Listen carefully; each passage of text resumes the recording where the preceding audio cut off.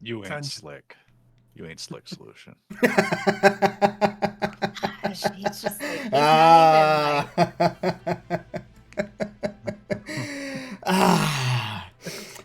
He thinks he is. That's cute. Oh my god. I tried. I tried. You missed us yelling at Jump. Welcome in, everyone, to episode 11 of Corsairs of the Rift. I thought I was trying to get some juicy gossip. Obviously didn't pan out. Oh, you missed it. That's okay. Damn it. Next time. Yeah. Next time. Me being an idiot, yeah, and things just going over my head from not listening. So, yeah, story of my life. Mine too. Wow. Yep. Just having the actual IRL attention span of Maisie in character. What? It was. That was legit. Yeah.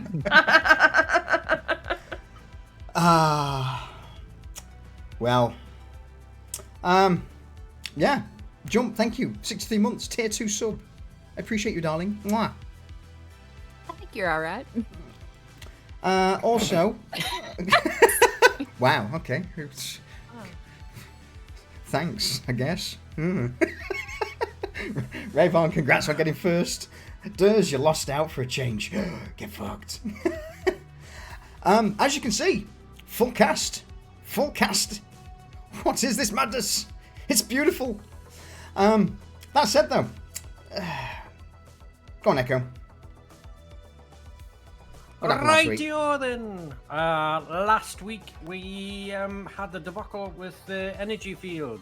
So we could get our cargo.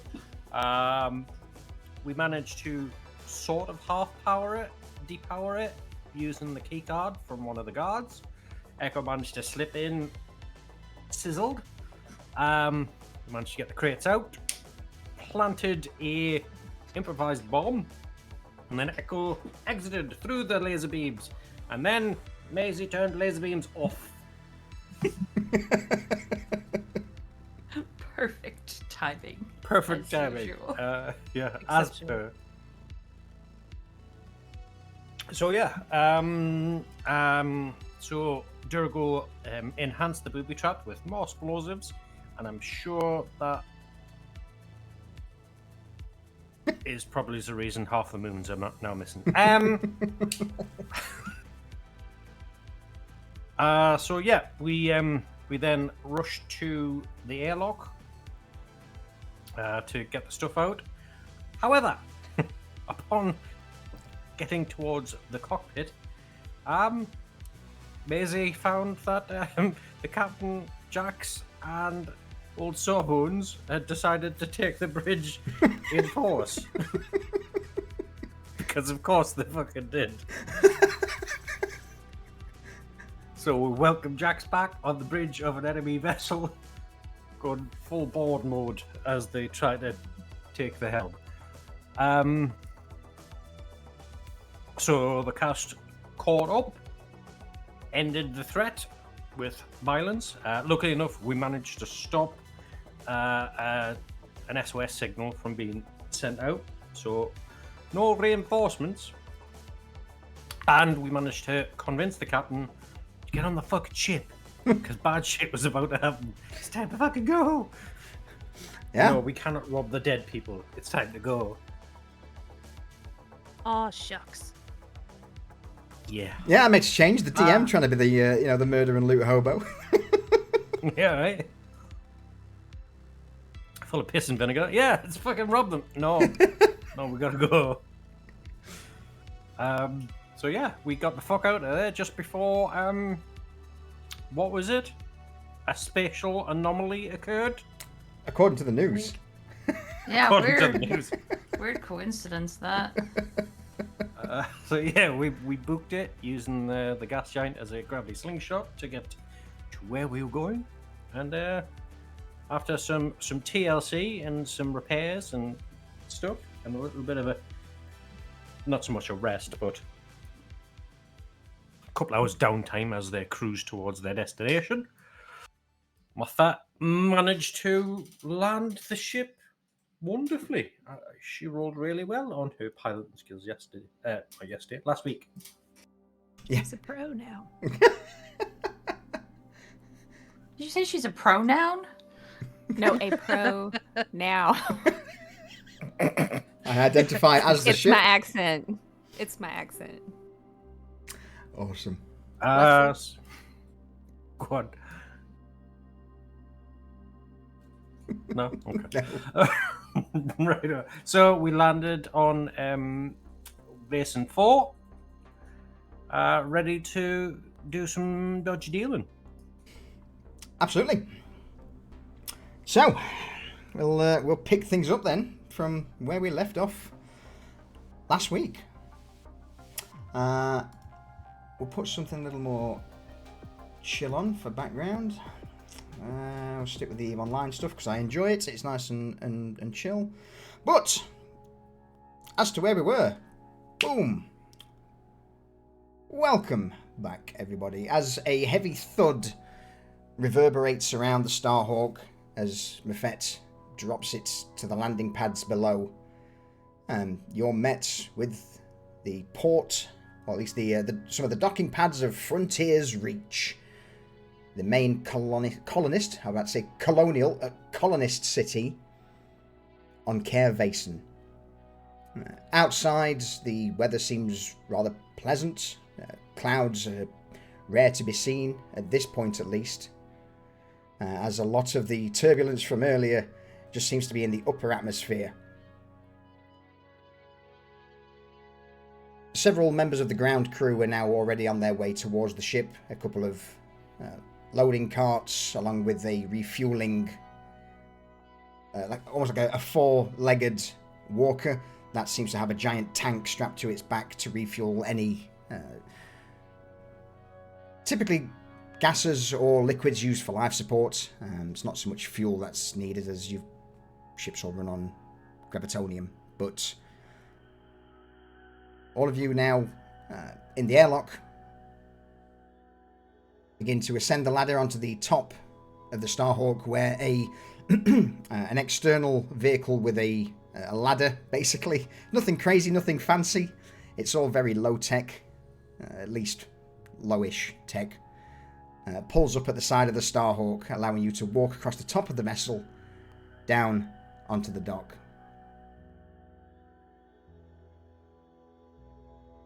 Any initial thoughts or comments from anyone, as Mefet's just done a pretty solid job of landing the vessel, and you're all in one piece?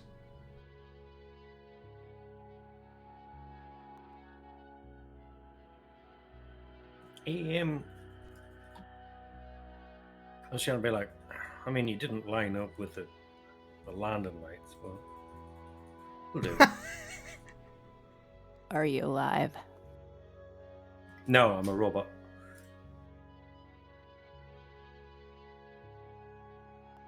Shit, you're right. I mean, silly questions, silly answers. I think the direction you wanted to go with that question, Mefet, was, are you operational? Thank you for pointing me in a different direction there. You're welcome. Next time I'll make sure to ask it that way. But you're welcome. I think it's the response that you were looking for, Echo. No, I don't think it was. Alright, what's the next steps? Bounding towards you, and certainly not stepping, is this rather bulbous-looking creature that seems to have squeezed itself into a EFG uniform. It's white with blue stripes around the collars and down the shoulders, the EFG, Echelon Frontier Group symbol, plainly on the chest, but as it goes down the torso of this shirt, there's several rips where at least 8 other arms protrude out, all of them looking more like giant sausages than actual arms that end in a pointed tentacle. As this 8-foot tall blob seems to bounce up and down the pad towards you, you just hear a, "Oh, I see you all landed okay." The fuck is that? Yes. Thank you. Thank you. Kind of hungry. If anyone's actually desperate to know what it is, you've not met many of them, but it's where's the name? Where's the name?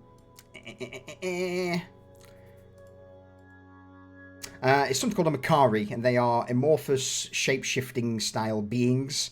But usually they're quite slim. Typically take on humanoid form, but this one just looks to be more like a giant blob than anything. Shapeshifter, and that's the film he thinks. Think of them to an extent as sentient oozes.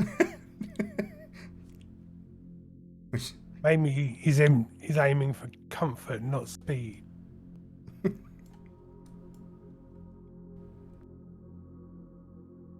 Bursting at the seams. I believe you've come with a delivery for his eyes. I say eyes. The slightly darkened, sunken areas where eyes should be on most humanoid-looking creatures seem to widen slightly as the transmitter around his neck just crackles for a brief moment. Jaldari, planetary administrator. Yes. Maisie's gonna consult her datapad real quick and see if that matches the name she's been given. It does indeed. It's, or at least it would say T. Jaldari. T is an initial, and then Jaldari is the second name. Fine, cool. Yes, it looks like that is our contact here for payment and delivery of said item. Good. All right, well, one of the tentacles brings up a datapad. And he starts sliding this slimy tentacle over its surface to navigate the various pages on it. Leaves this horrific ichor over the datapad, which then he uses another tentacle to produce a small rag, wipes the screen down, continues. And this goes on for a lot longer than it should do. And he's just stood there.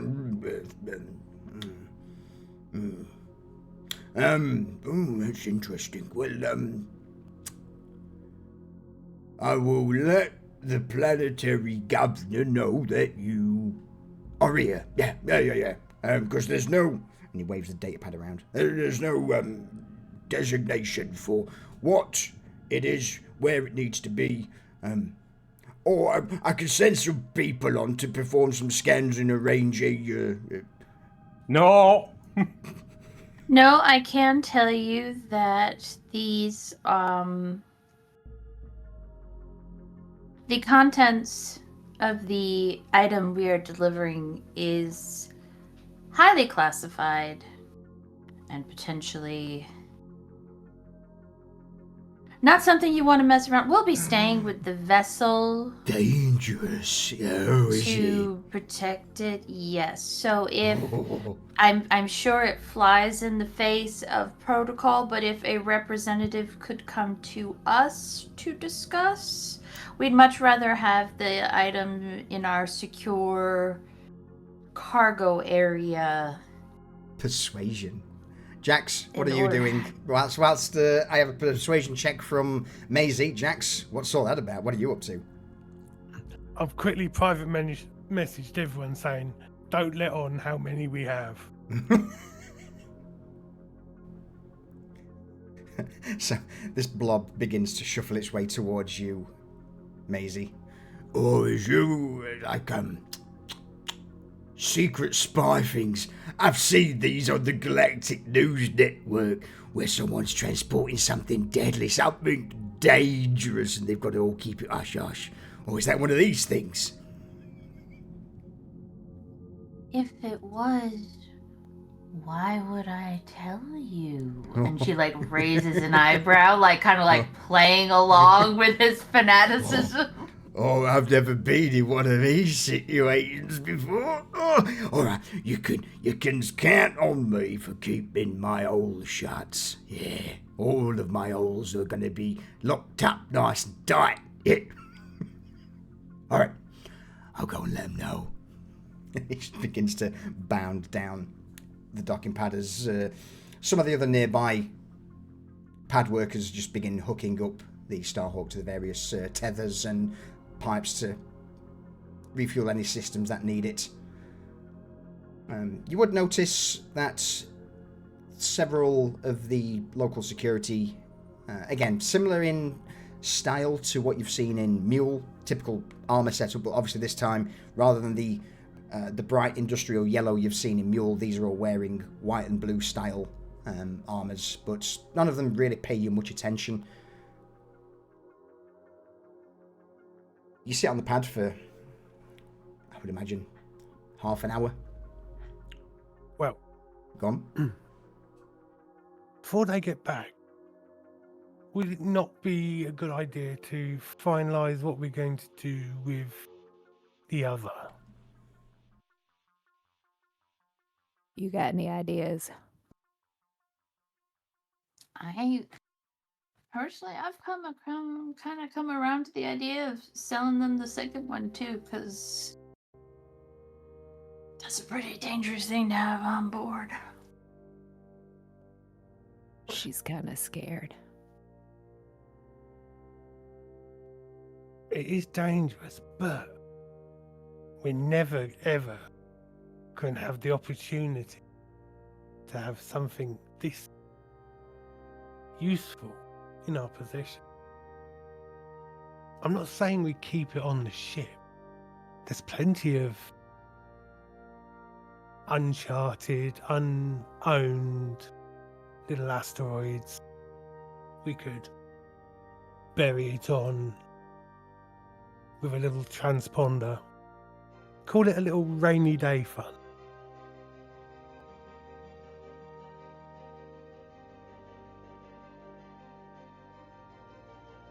Rainy day.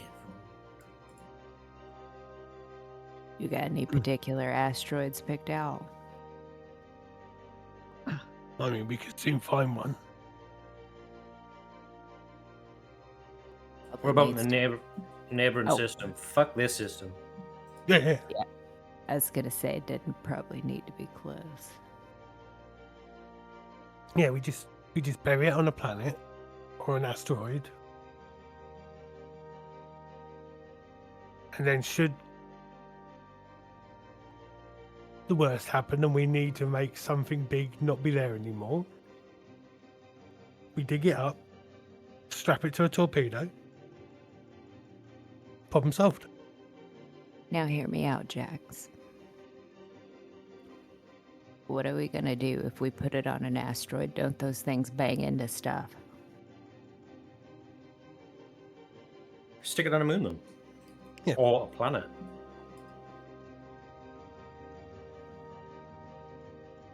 Plenty of lifeless planets and moons out there.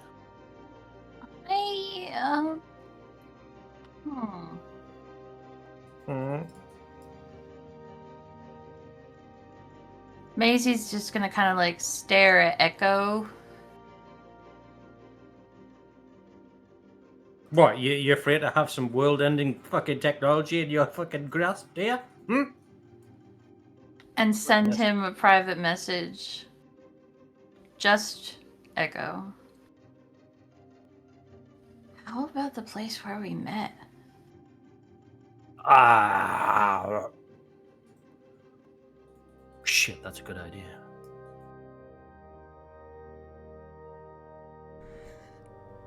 I will step in quickly and say the place that you met is closer to the Sol system. That's a lot of jumps Yes. to get there. And that's heading into sort of Concordate true space. concordate space. Yeah, we don't have enough fuel to get there. Oh, shit.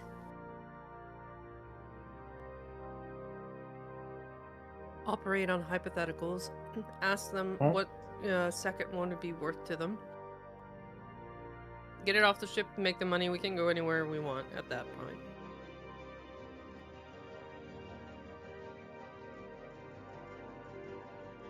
I mean, we could do. It's by asking that question the cat's out the bag then.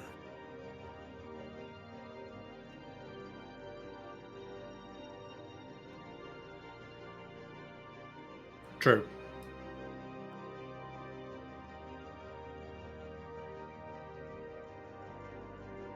Well, we're already here. I mean, we can't go just deposit it somewhere and then come back. Well, we wouldn't have to, though. We could just hold on to it. True. All right. Does anyone have like maps or Maisie? Do you have some things to show where? I mean, or I shit, have If they're uncharted, they wouldn't be on there. I have a lot of maps. I know where a lot of places are. I mean, we could, if we're deciding to keep it, like after we do this deal, we can, after we leave, I can throw them up on the big screen, and we can look at all the possible places to hide it.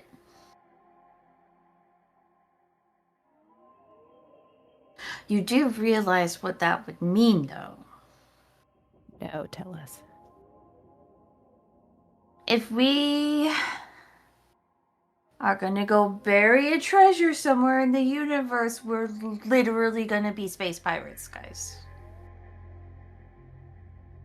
We literally just hijacked a fucking ship. I'm just saying, it's just full circle. Did we There's not just destroy a ship to steal the stuff that was on the ship? fair points. Okay, I'll just be. I look at destroying the ship as more like a bonus. It was impressive. Mm-hmm. So, do most people want to keep it? I mean, are you not wanting to go down that route? It sounds like, everybody else is on board, kind of feeling a sense of excitement about it, actually. But a little hesitance from you. I was all about selling it for double, but, Jax has good ideas, so... Sure, why not? But we'd probably have to put it somewhere powered, because it has to be stabilized or whatever that thing was on the ship. We'll work something out. It'll be fine. Okay. So what do we want to sell it for? Because I honestly have We no won't idea. right now. We won't right now. We're just gonna deal with the one. And Yeah, I know. How much pocket- do we want to sell that one for? That one's already set. That we were set on a mission was set price and value. We're gonna just go. I turn it mean- in for- There's room for haggling, right? Oh, probably, but not like by double margin or anything like that. Well, Can I just what point was out- the value? Go on, Mefet, you first, before the value's I was- raised. Can I just point out, I mean, we are heading down this group demeanor of piratism, so our word is not our honor anymore, right? Wait, was that our saying? Did we have that saying? Just saying, like, things are now negotiable because we are now different. We got taste. We got the taste of our first encounter. Oh. No? Oh, no, I don't think anything really changed. I think that we just have a label there now.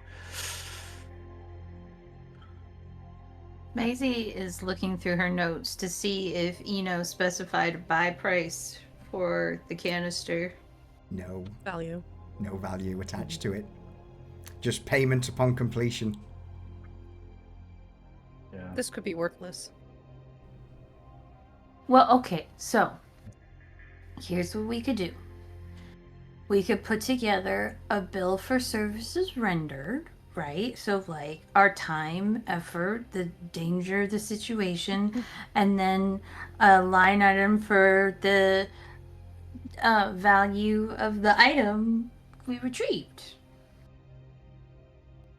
That makes sense. Hazard pay, pain and suffering. Ammunition, Emotional first damage. aid, Emotional damage. Are you putting a dollar amount to my life? Yes, Is that and what I'm hearing? Maisie has pulled up one of her hollow pads and is putting together a very Is that an official Excel spreadsheet? Okay, the For all of us? The Solari did some things right, okay? Why is my value less than Jack's? It's just a first draft, guys. Like, why are I'm we a not all highly equal? educated engineer. That is imperative to the ship's running. This is bullshit. I haven't updated it since you finished your pilot's training, okay? And she's like, just very quickly, just like typing everything in, and then pulls up like a blank document with like very official looking letterhead at the top with like some kind of logo that she just like pulled out of thin air, and is like putting together like a bill of sale for like there's a line item that says supplies, ammunition, medical equipment, and then there's this like time, like X Solaris per hour of the mission, and then like hazard pay and medical supplies and everything like that. And then she gets to the bottom with a line item for the cargo retrieved, and she's like, okay, what's the dollar amount here? Because already we're up to like 15,000 credits. 15,000 sounds a little low for something that can turn a planet to goo. Well, yeah, the 15,000 is just for our time and effort. Oh, I And should I add feel- wear and tear on the ship too. Hang on, just carry. Yeah, and I feel very underrepresented on there. Well, it's a group rate. It's not an individual rate. No. Yeah, see where you changed that. And while they're doing this, Dirigo's going to be looking out because they didn't specify a price, and we've been working with Eno, but Dirigo fully expects they're going to just try to kill them and take this rather than have to pay them, and get rid of the people that know that they might have it. So Dirigo's just keeping an eye out. Not that he's very observant. Well, let's have a look. Roll me a perception check. It's...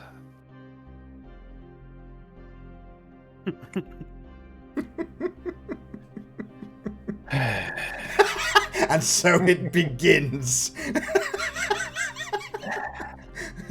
He's watching a very suspicious-looking bird. Maybe it's got a camera. You glance around the pad. The security haven't moved at all. They're just stood off to one side of the pad talking amongst themselves. Dock workers are still ferrying a few goods around to in preparation for another landing. It just seems you get the impression that no one cares about you, really. You don't see anyone intently staring at you, at least in the immediate vicinity.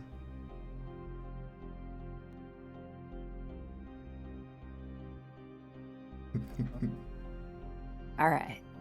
You know how I've said before, there's no bad ideas, right? So Right. Right. We're pirates now, right? Right. We're official. You mean now? I mean, since we had our first operation, I feel like we've got our badge, kind of like we should be wearing Yeah, I badges mean- at some point. That's not the point that I'm trying to get at right now. What You I'm want me to get you saying the is, skull and crossbones badge you could pin on your vest? I mean, I Where would do wear we- it proudly, but do we have to sell it to Eno?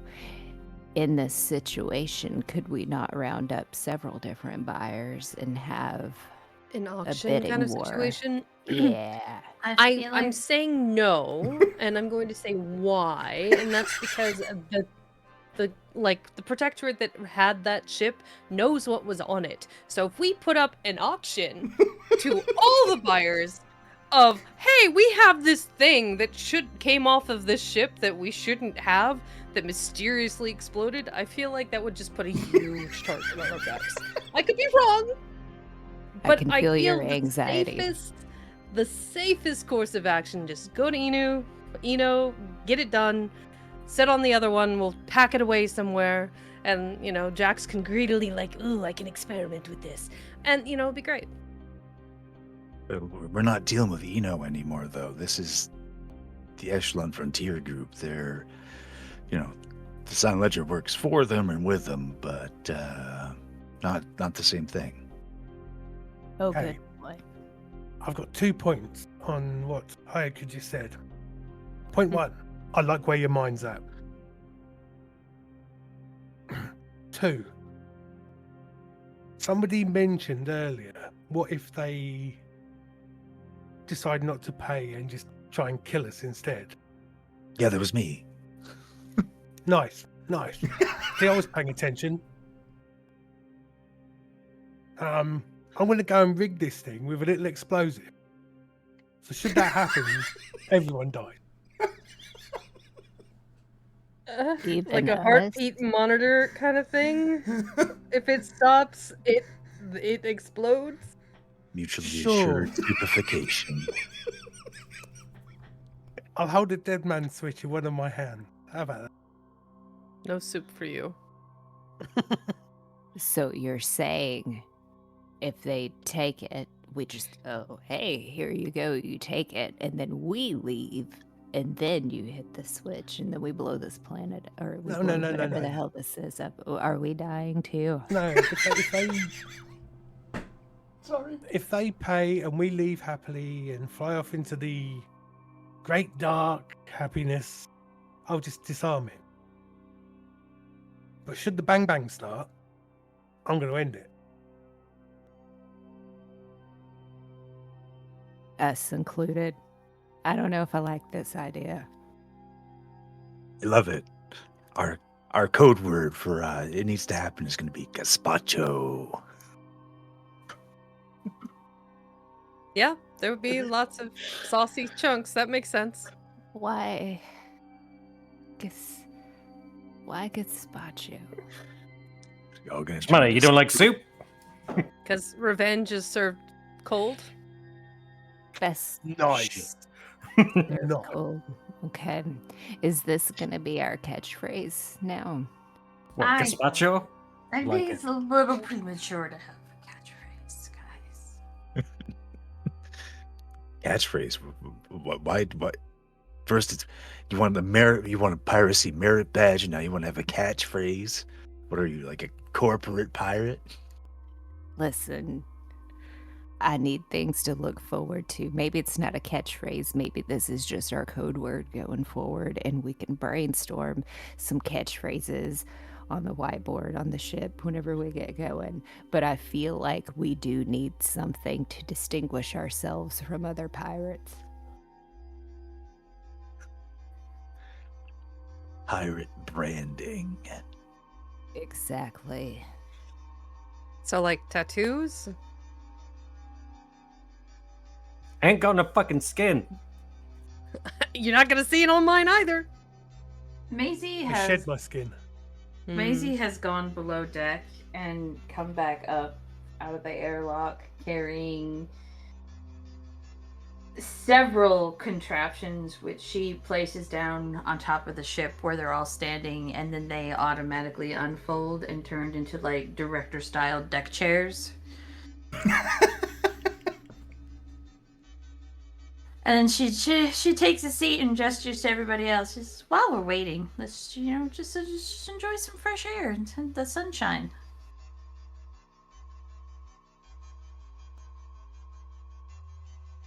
Jax is just going to stretch out in the metal of the ship, basking in the heat. Fair. Does he have like his jaw open like he's Yeah. venting?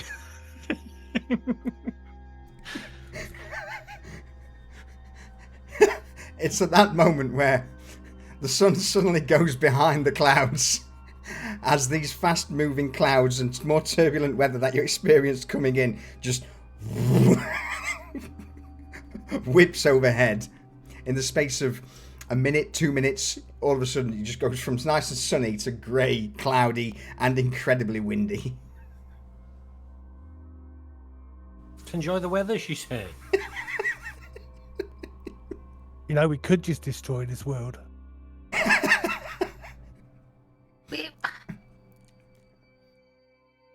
mean, let's think about this logically, Jax. Do we need anything off of here? Credits! I didn't say before we got And them. some good food. And there are innocent people here. We're pirates, not murderers. But I know that there's a blurred line to that statement, but we're not casual murderers. So we need to take this away I as well mean- when we leave. Like, what kind of pirates are we? Because I feel conflicting things. I mean, from the innocent group right now. peoples. It's a stretch. They're buying weapons of mass destruction after all. Well, I meant just like the people who live in the settlements on this planet. Built by association. It's fine. All right. We're going to have to build a code of pirate ethics for this group. I can sense it now. Yeah, fiddle-dee-dee, I guess. But let's just wait a bit.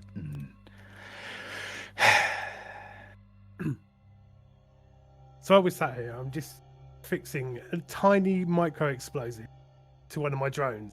And it's stuck. So I could just stick it onto the Yeah. canister as a failsafe. So this conversation... And So go on. when as soon as we get out of range, it'll fall off and just disintegrate. Okay, awesome. So this conversation has been going on for about 15 minutes. Real time. Real time. Yeah. With 84 years. So you fill in the next sort of 15, 20 minutes with Jax tinkering with this explosive bot or drone. The wind and turbulent weather seems to pass pretty rapidly before opening up back into blue sky again. But you do see just off over the horizon other grey clouds, and it seems that this turbulent weather's very localized in small pockets, but it wraps around the entire world. So some moments it'll be nice and calm, others it'll just be windy as all hell, and this is where you would start to notice that a lot of the cargo on the docking pad has been strapped down. There's even all of the antennae and various other protrusions from the buildings around all seem to have extra support struts added to them just to keep them anchored to the buildings. It's then you hear the sound of a vehicle approaching. This long black limousine humming loudly on anti-grav technology as it just rounds the corner and begins to ascend up the ramp towards the pad that you guys are parked at. So before anyone comes out to talk to us, Maisie has been working on this itemized bill of services rendered, and she's going to circulate it to the group real quick and say, okay, so it's temporary name effect. We can work with it. It's Nick of Time Universal Services and the total total credit amount is 48,375. Is everybody good with that? I mean, for now, we can workshop it. You're thinking of charging them 48,000 credits? Yeah. Full. Plus the paperwork that we need documents to get out of the system, right? Yeah. Just saying, I think that seems a little low for something that's gonna Weapon of mass destruction. end Well, they don't know what everything. it is. They don't know Why what are they it buying it is. then? I don't. To fuck over Mole and Helion, I presume. I bet they do know what it is. I bet they're hoping we don't. Well, we can make it more, but $1 million credits. I feel like that they might walk away. $1 billion credits then. How about There we go, 100? wrong direction. How about 148,375 credits? All right, put that number in your back pocket. Wait for them to throw a number out there, and then we'll counter. Well, I was just thinking, I just hand them the bill and say, "Here, this is our bill, your bill, and give us the money." And if they want to talk about specific line items, they can. Here's the deal. I say we give them a nice round number, but then within that bill, we say we give them a discount, so it comes out to like $149,999, so that they feel like they're getting a deal. That's really, really smart. Okay, so then Maisie goes back to editing her bill of sale and includes a line item for first time discount 10%. Yeah, don't lead with this though. This will be the last thing, to tie it off. It'll be fine.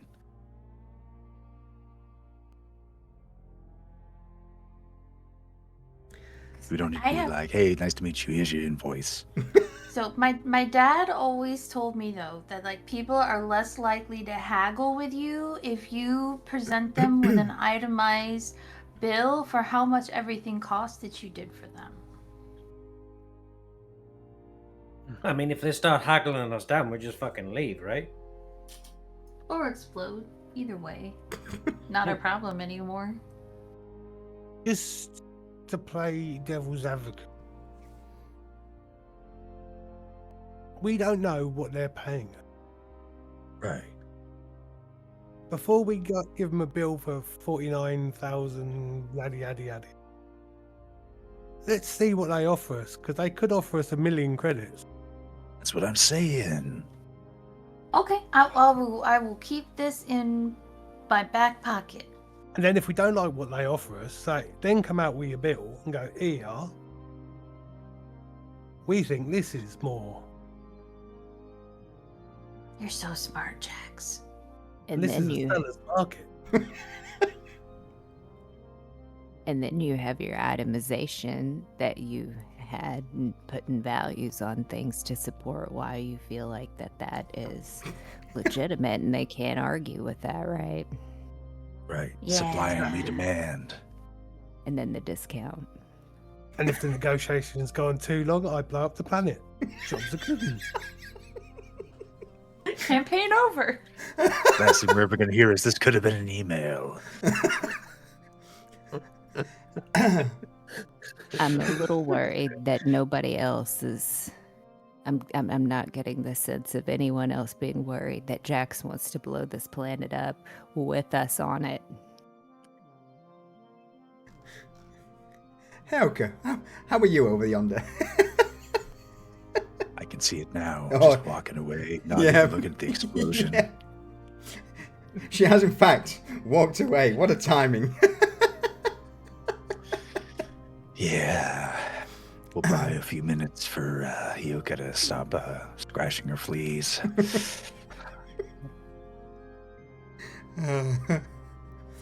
Also, Yeah, no. just Go ahead. because I'm a lizard doesn't mean I haven't got a sense of humor. Oh, You're joking. But it does mean you're cold-blooded. Fact. Wow. Note that down. Note what down? Stepping out of the black limousine, you would first see the first 6 front doors swing open as 6 rather large security guards step out. All of them in black suits, but over the suits and that covers their chest is what appears to be some form of heavy plated armor. They are all Ravok, the guys similar to the guys you fought on the mule ship. So very tall, very wide, professional military. They ooze professionalism. Hey Yeti, how you doing? Boba Kitty, thank you very much for the raid. I appreciate it. Welcome in everybody to our little corner of Twitch where we're currently playing Dungeons and Dragons, but it's a third-party bastardization of something called Esper Genesis. But yeah, Boba Kitty, welcome in, and thank you very much. Welcome in, everyone. We've got a break coming up soon, so I will come back to chat in a moment, because we're in some of that deep veiny RP. So anyway, these security guards step out of the limousine. All of them seem to be carrying heavy kinetic or energy submachine guns, and one of the guards goes around to the other door of the limousine, opens it up, and out steps this rather unique individual. Silver skin, completely bald, looks very reminiscent to Nixie, who was on Grindstone, no doubt of the same race, but rather than the skin that's the main draw of your attention, it's the incredibly bright and vibrant purple and yellow suit that he's wearing, coupled with a bowler hat that is also matching. Behind him drapes this long velvet-looking cape, and with an over-exaggerated strut, he begins to make his way across the landing pad towards the stairs leading up to the Starhawk. Does he have like a glass cane or anything? Absolutely, yeah. He's got a cane in hand with this glowing orb on top. It's horrific. Some Maisie, platform shoes with some goldfish. Yeah. Maisie gets a chair ready for him on top of the ship. He gets to the bottom of the stairs, looks at the stairway up to the ship, looks over towards his security guards. One of them rolls his eyes, picks up this individual, sits him on his shoulder, and just begins to ascend the stairs. Well, hello, everybody. What do we have here? Carriers from a far-off part of the cosmos. Welcome to Frontier's Reach, to Kervasan.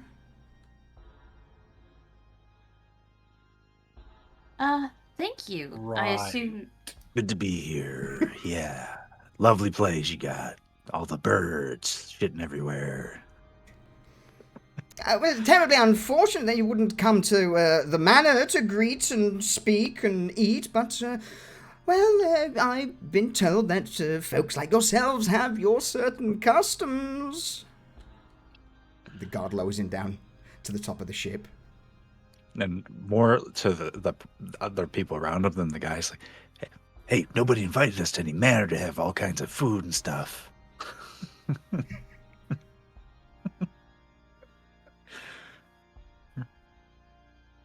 I mean, he's not wrong. Did no one tell you? Oh, good. No.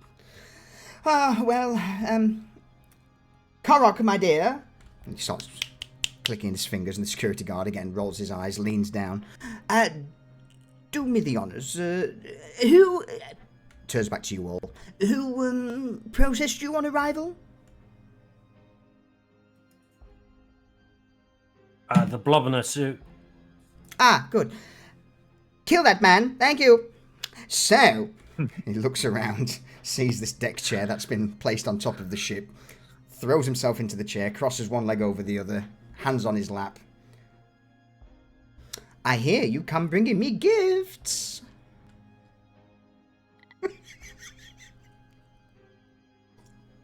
You know, gift isn't the word I would use because of the nature of the transaction, but we have something for you, yeah.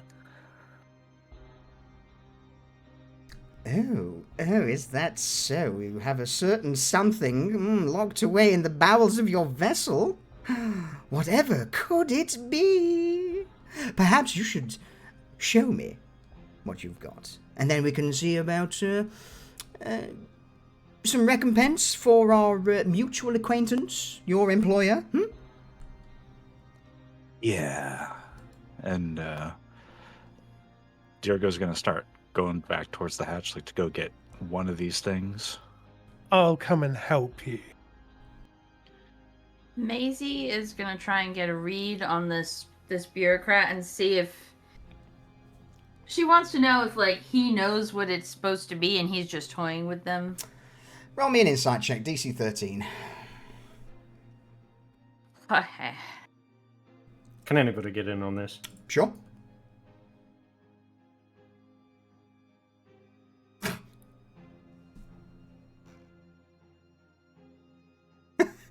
Not a clue, Echo. Distracted by his stupid suit. Heyoka, Maisie, as you both sit glancing at this rather flamboyant individual sat opposite you, in spite of his rather unusual and outwardly charismatic, if you could say that, facade, there is you would notice a slight glint in his eye that he's looked over every single member of the party who was present, not just with like a casual glance with the eyes of a hawk, a predator. Each time he's looked at someone, he's looked them up and down, noted weapons, what you're all carrying. You get the impression that this is perhaps a front for him to get others to lower their guard. This is a dangerous man.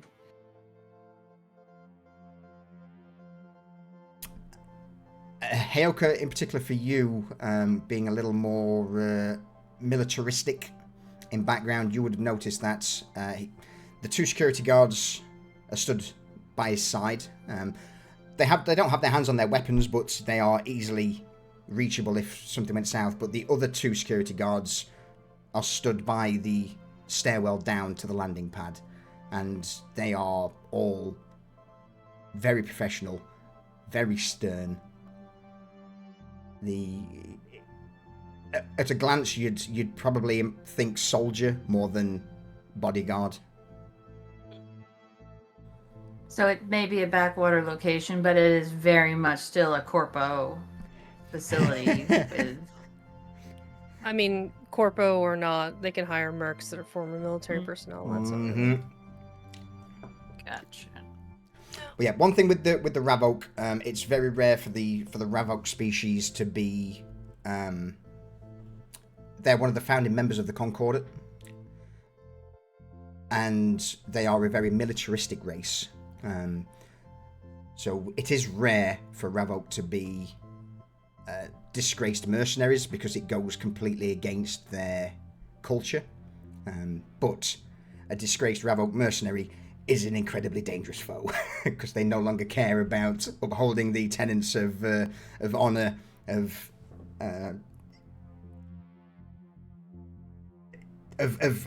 you know, a gentlemanly war, of a fair fight. And in particular, Hyoka, that would be something you would definitely know. Okay.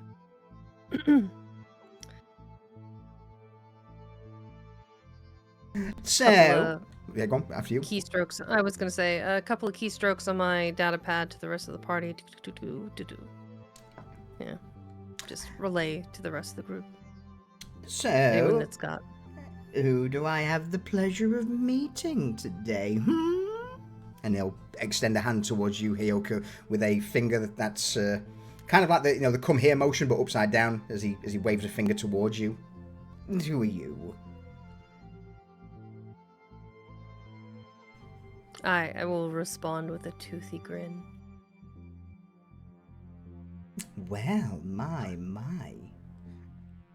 Silent type, or shall I just call you the fierce one? Raise his eyebrow. That is as much conversation as I feel up to carrying with this flamboyant individual. It completely bypasses you, Echo. He looks at you, tilts his head to the side slightly before looking to Maisie. And you, my dear, and who do I have the pleasure of speaking with in regards to this business transaction? Because I would assume your guardian here's not the one I'll be conversing with. And considering you've sent the other two off to run your errands, that's either you, and I point at you, Maisie, or you, and I look over to you, Mafet. Though, It's Valari. me. I thought so. I see my instincts are never wrong. Ever wrong. You got us. I'm called Maisie. It's a 50-50 shot right there. As soon as you open your mouth, he looks towards you. Ah, yes, I understand now. Looks back towards you, Maisie. Yes, this is Mafet. She is our highly skilled pilot member of the crew. Mafet? Yeah, I would have appreciated a meal. You wish for something to sustain you through your long journey through the Great Black. Fine. Clicks his finger. One of the security guards grunts for a moment, heads down the stairs towards the limousine, and a few minutes later will return with a box full of rather pleasant confectionery. But while the guard's doing that, I'll turn back to you, Maisie. So, do go on, please. Oh, yeah, I'm Maisie. But is there anything else you wanted to know? Not exactly the diplomatic type, I see. Well, okay. I am the cute one, but also socially awkward. And they need me here because a bunch of the crew are older and they don't really text that well, so I help with that too. You know, when Or worth less. Worth less? Ah, well, I mean, I wouldn't put it that way, as it seems you've done your job admirably, and if what you've brought me is what our mutual acquaintance has told me you're bringing me, then I think you've done a job well done. And he'll stand up, walk over to you, Mafet, and attempt to pat you on the head. I didn't mean like overall worthless. There was a space there. Everybody's taken me out of context. Don't like, you worry if you feel worthless. You are not, I assure you. Everybody has their worth for something. Also, Echo grabs his wrist if he tries to touch Maisie. It was Mafet he was going for, but no, fuck it, I'll grab him. I'll grab him anyway. Yeah? I was like, do you not care about Mafet? As you do that, his eyes immediately lock onto you, Echo. Huh. Effective, quick. And you can let go now. That's starting to sting a little.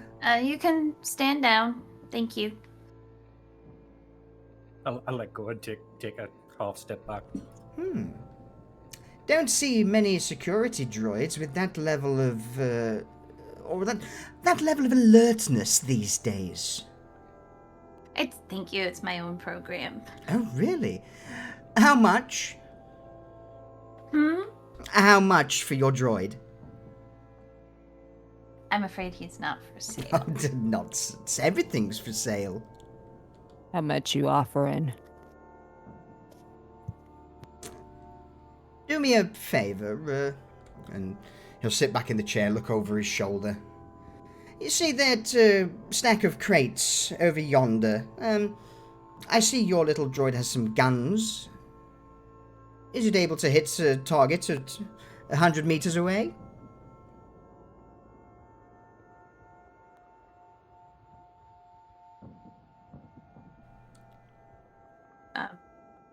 Yeah, that is what they are designed for. Ah, prove it. Echo's not going to do anything till he's told.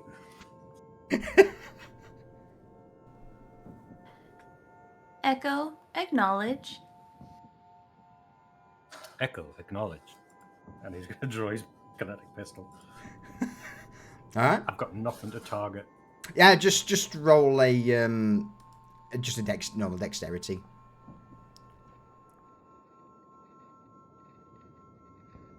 Shot. Well, if you tell me, what are you aiming for? Are you shooting for the thing, or are you missing? What's it look like?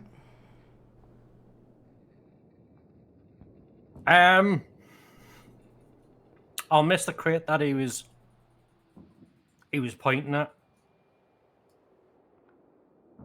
and I'll hit a crate way farther back that nobody notices, and I'll not say anything.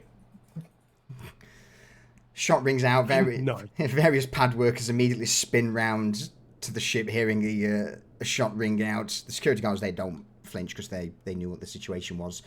The enforcers, or the security at least, immediately grab their weapons, look and start pointing their guns in the direction of the ship. See this fluorescent yellow and purple individual sat on top of a ship and immediately just stow their guns with an apologetic nod of the head. My, that thing has some accuracy. Shooting beyond a fluke, perhaps, or intent. 150,000 credits for the droid. How's that sound?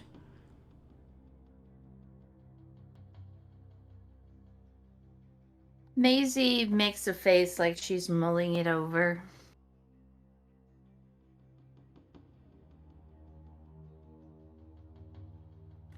Can we speak plainly with each other? That's what we're all here for. Wonderful. He's technically not mine to sell. He belongs to my family and is my bodyguard. Hey, okay, roll me a perception check, quick. Aye. 1 second. Perceived? Mm-hmm. Maybe not perceived. Yeah, there is a brief... As soon as Maisie says this, you notice a slight, almost shadow fall across his face, and you notice just ever so slightly the corner of his lip just twitches upwards in that of a smirk. Ah, not for your sale, but a bodyguard for you. Well, what can I say? If he's not for sale, he's not for sale. And you, my dear, are more than safe on this planet of mine. I feel very safe, thank you. Good. And she smiles brightly, looking like an empty-headed teenager. And so you should. Well, I'm sure we can circle back to the conversation about purchasing your droid a little later on. The other order of business, just a small matter of a crate, I believe, or a container. They should be coming up here with that shortly.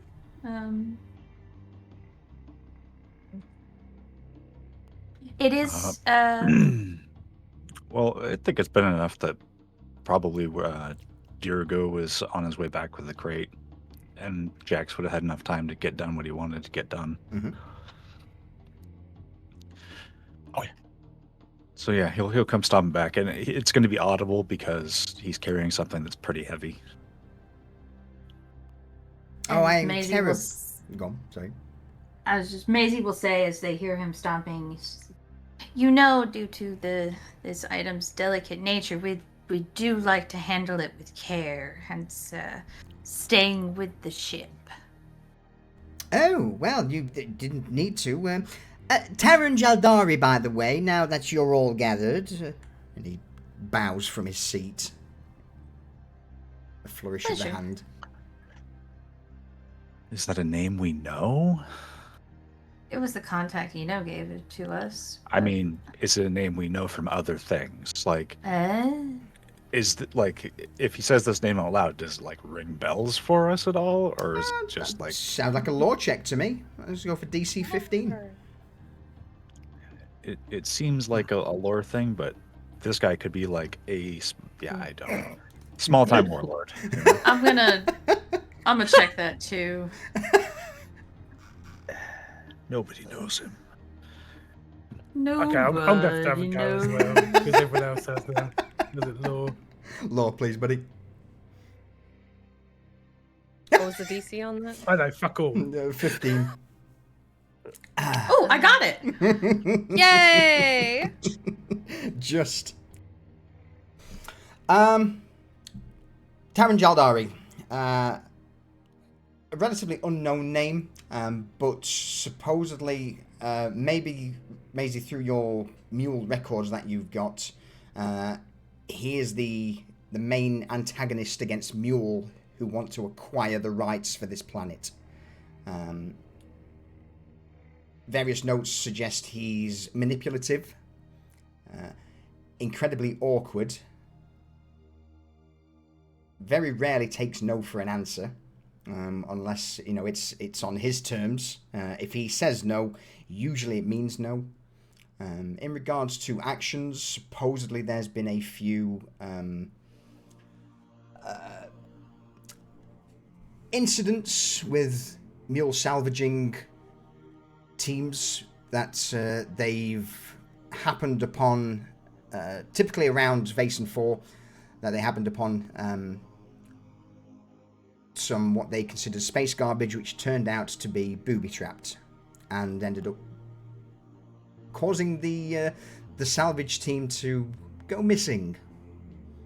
Now, nothing's ever been proven, but a lot of the reports that you've read through in regards to the data you stole does suggest that there are ties to Taran and his EFG contacts.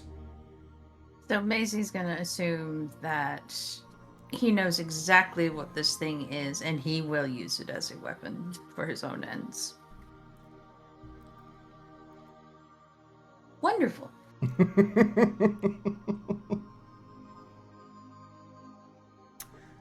And what do I owe the pleasure of the rest of the crew? It points towards you, Dirigo first. My little aquatic friend with such a strong back upon you, carrying such a load. Yeah. One moment, gotta put this down. And he's going to set it very gently on the deck near the security guard. Well, in front so that they can see the box.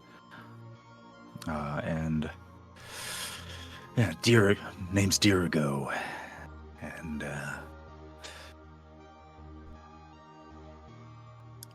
not much else to say, is there? No, if every crew needs to have their labourer, and you seem to be doing a fine job of doing it, if I do say so myself. Damn right I do. Look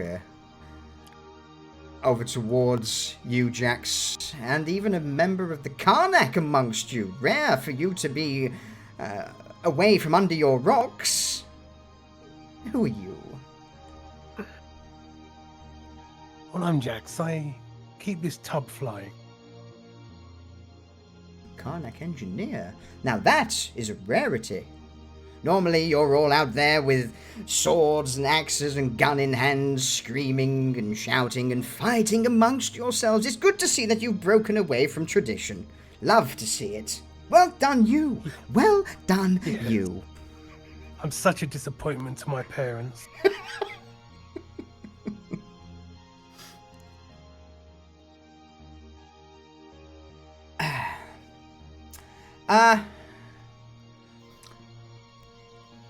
I'm going to flash back just a little bit to Jax and Dirigo in the ship. When you were moving through and bringing the canister back,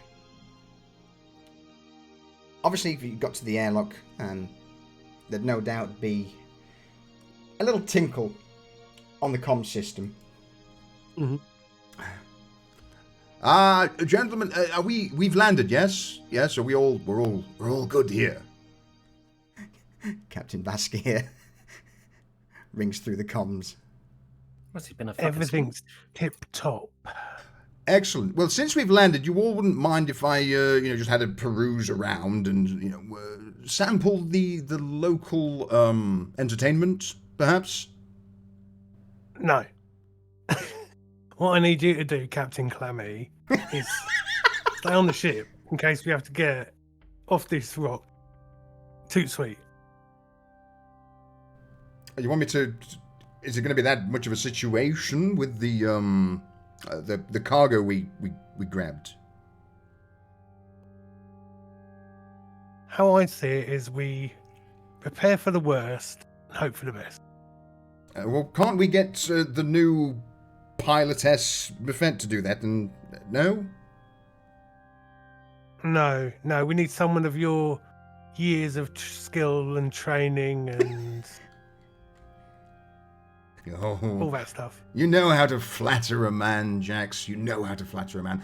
All right, well, in that case, then I shall, I'll wait until you're all back aboard and we can go.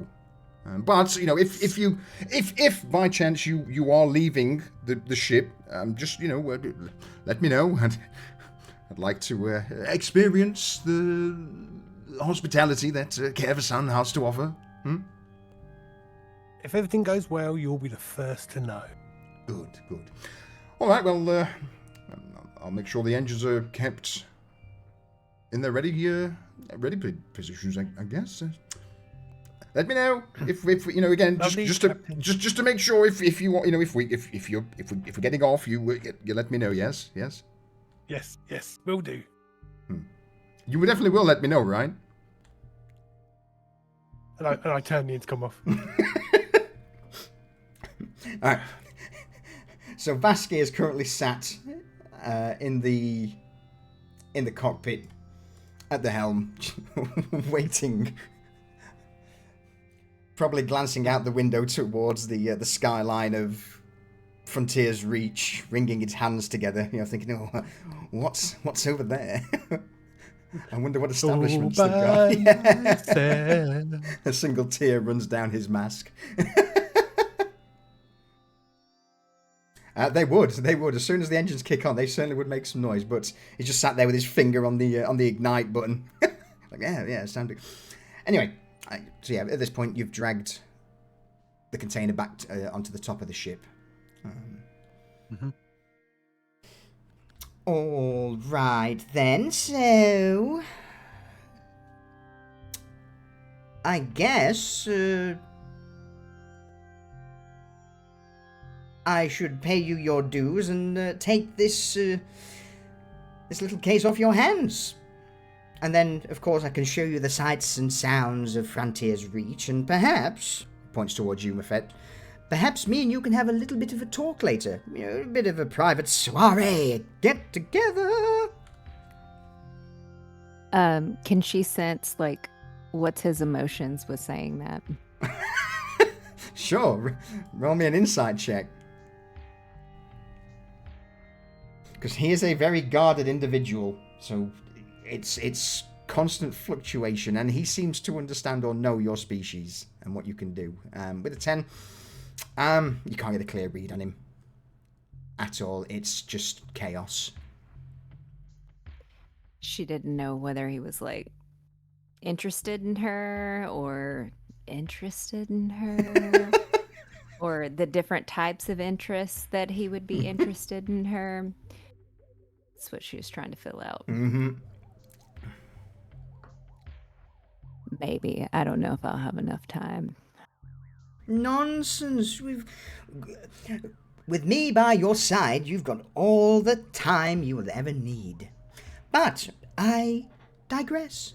So, he stands up from the chair and begins to pace around the container that's been gently placed on the top of the Starhawk. It's a lot smaller than I was anticipating. It's not about the size, isn't that right, Jax? Jack stands up to his full height.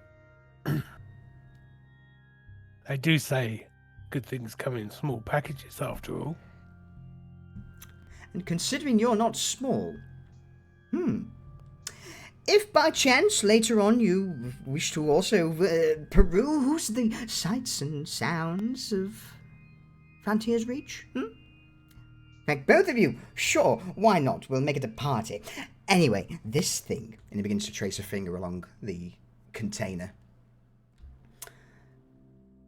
Must have been troublesome to drag this all the way from Grindstone. Our mutual acquaintance said it may take a little time to acquire.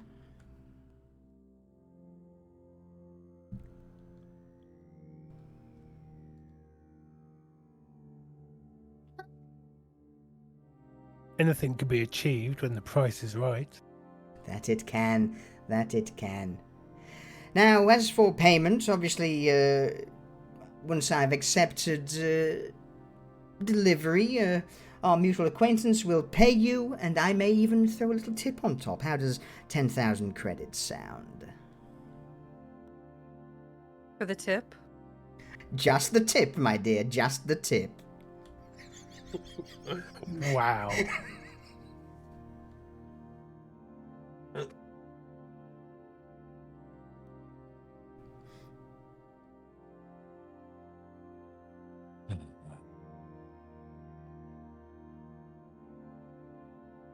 Hey, nothing wrong with more credits, right? You want to see it?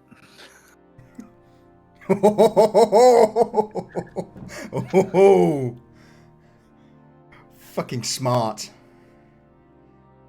Okay. Wasn't expecting that. So, Jaldari's face seems to just... all expression drops for a brief moment. Only for a split second, as he recomposes himself, lets out a slight subtle cough. No, don't worry. I trust that you and our acquaintance has got everything in order, and this is exactly the present that I required. Yeah, absolutely. So no, I don't need to. I don't need to see. Don't open it on my behalf. He's looking around like, are there people like watching them other than his security or something? Like, No. You get the impression this seems to be a regular occurrence of him flaunting round Frontier's Reach. But he doesn't want to see the package he's paying for.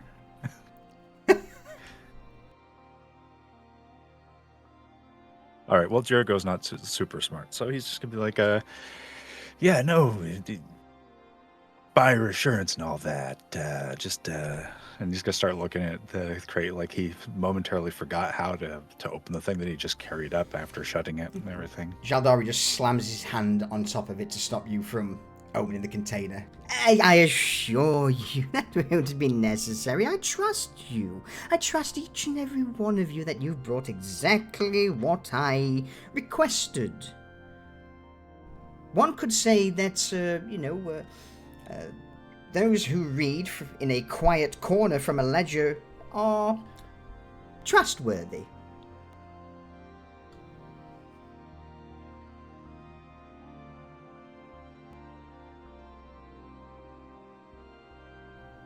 We have also found that to be the case.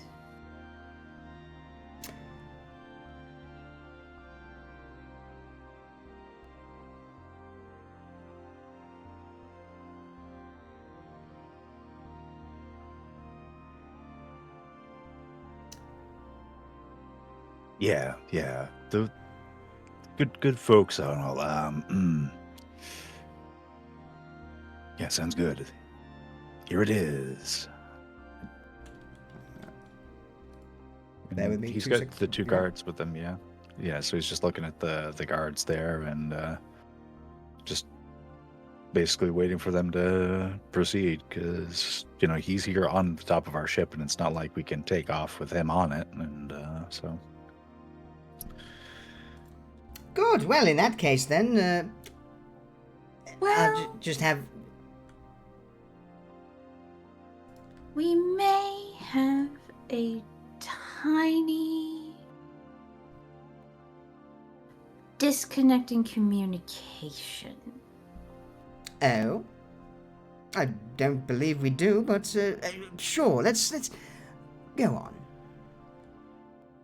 Well, our contact indicated that all our compensation would be handled on this side of the transaction. He looks towards you, Maisie, narrows his eyes slightly, licks his lips. I see. Did they now? They did. Well, a fake smile begins to creep up at the side of his lips. Then it would seem that there has been a little miscommunication between our mutual acquaintance. Yes, yes.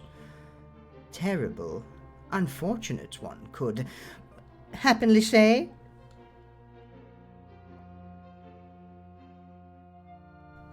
In a conundrum such as this, well, what do you suppose we do? You expect me to reach deep into the pockets of this poor, out of sight, out of mind colony that has so little funds, so little... Yes.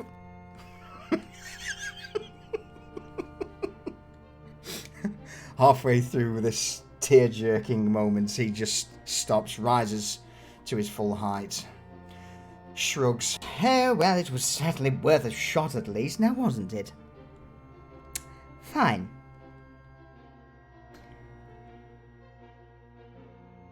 What do you require for your courier services?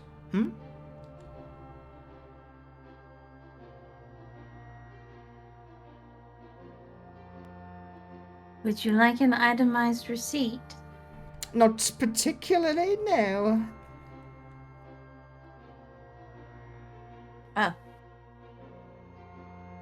Well, I can tell you that a job like this, with the nature of the cargo and the level of difficulty, runs around 150,000 credits these days.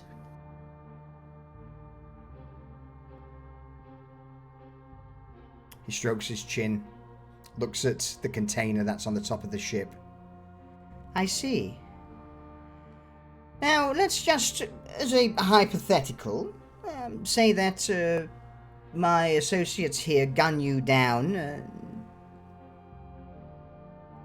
then I wouldn't have to pay anything, no?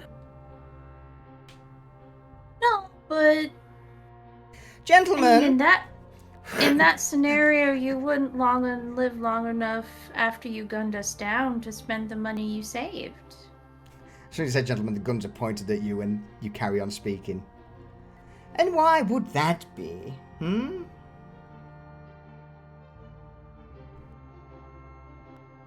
Because Attached if to that they shoot- canister. Go on. Go, Jax. Because attached to that canister is a micro-explosive that should any of our hearts stop beating, it would explode and spread the contents of said canister far and wide. I'd hate to see this planet replaced by another spatial anomaly. And Maisie just smiles sweetly at him. I'm going to need an intimidation check with advantage from either Jax or Maisie, please. Oh, Jax, are you good at intimidation? Got Absolutely nothing. not. No, I'm Well- awful at it. Go on, there we go. You got something to add? Diogo's gonna pull up his data brace and pull up the transmissions about it, Mm-hmm. and Yeah, there was another one of those canisters that wasn't properly contained. It's probably going to destroy everything around base on 8. There's no running from that. Hmm. And it isn't as though we are just couriers. We had to pry this off the cold dead corpse of a squadron of Ravok mercenaries and bots. Do you want to roll the intimidation instead? sure.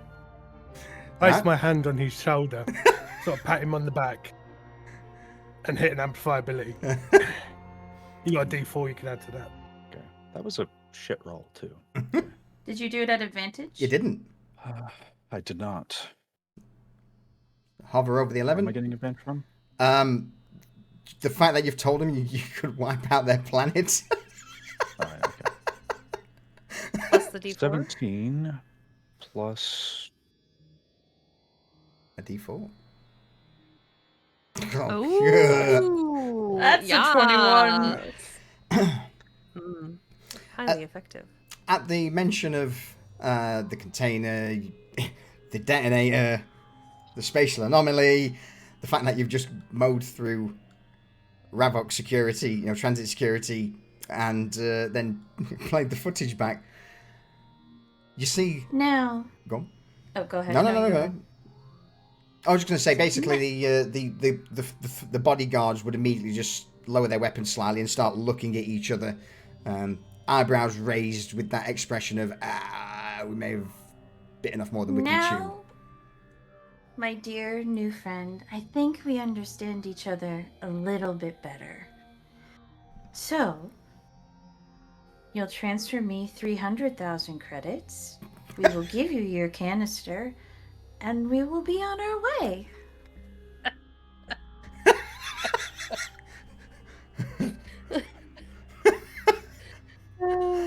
Echo's gonna lean over to Maisie and be like, "Don't forget the paperwork." 5 more minutes of delay and the price goes up to 1 million. And our exit paperwork for this system. And she's still smiling. Yeah, that's the least Ulti. fee for courier services. And he's doing the air quotes when he says it. 300,000 credits. I can do 250,000, and then I can give you 2 transponders, 2 identifications. One for EFG flight, which will get you out of the system, and then one as an independent contractor. And you can do whatever the fuck you like out there in the dark, far away from this bloody system. Maisie kind of makes a show of like humming and hawing and mulling it over, and then she's like, okay, you've convinced me. Good. It's going to take me a day or so to acquire the funds, but as a Day or so? gesture- You have an hour. As a gesture of goodwill, I will let you keep the container and your micro fucking explosive. So that you at least have some insurance. I need that. I need that thing. And he starts tapping the top of the container. Careful. Yes, yes. This time tomorrow, at the very latest, I will have your funds and your idents to get out of this void-forsaken system. Lovely. I'm so glad we came to an arrangement. Yes, and me too. I'm so happy. So happy. So bloody happy. It's just... He's not very happy. Oh, we know, Methette. We know. I just wanted to put it out there because he was saying that he was. Yes, thank you for the fucking obvious, you Valari wench. Oh, I guess you don't want to spend time with me anymore, huh? He grits his teeth, throws his hat on, grabs his cane, and motions to one of the security. Get me down. I've got work to do. Go on, Jax.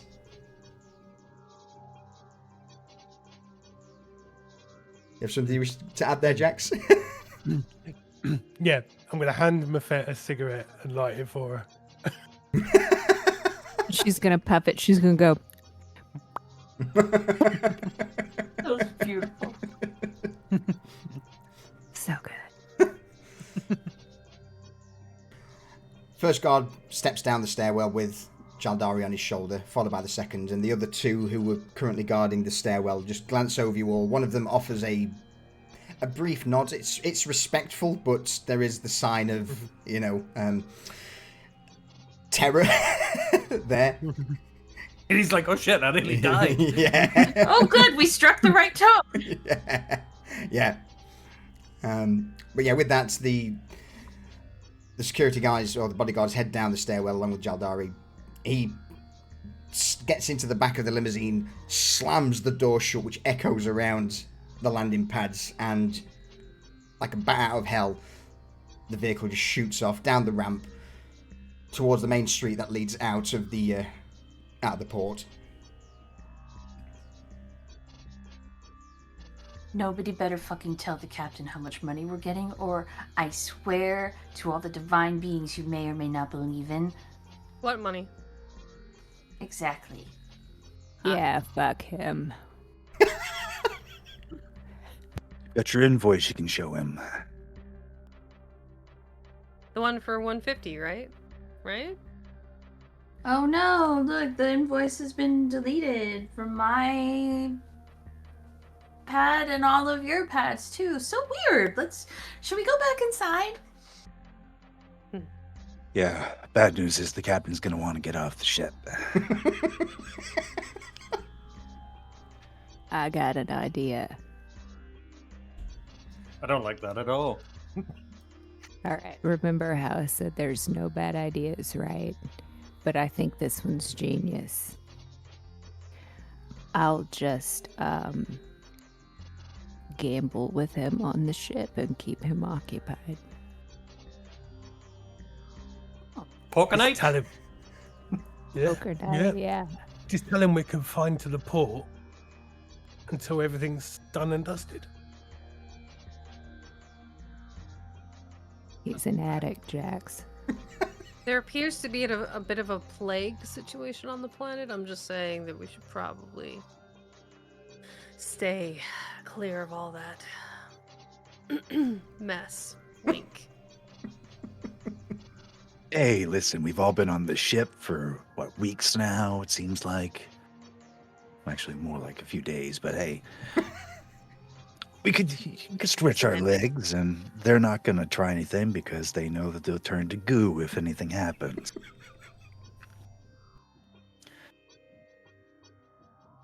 So if the captain wants to go out and blow off some steam, let him. Worst case scenario, we have to leave without him. Give him a set time. And we'll just make sure they don't come try to steal this from us in the meantime. So you're saying it's okay if he leaves, and if they hold him captive, we'll just fuck That would off be without a him? stupid thing for them to do because they know what we have, and they'll notice the captain wasn't here at this transaction, so they know we do business without him.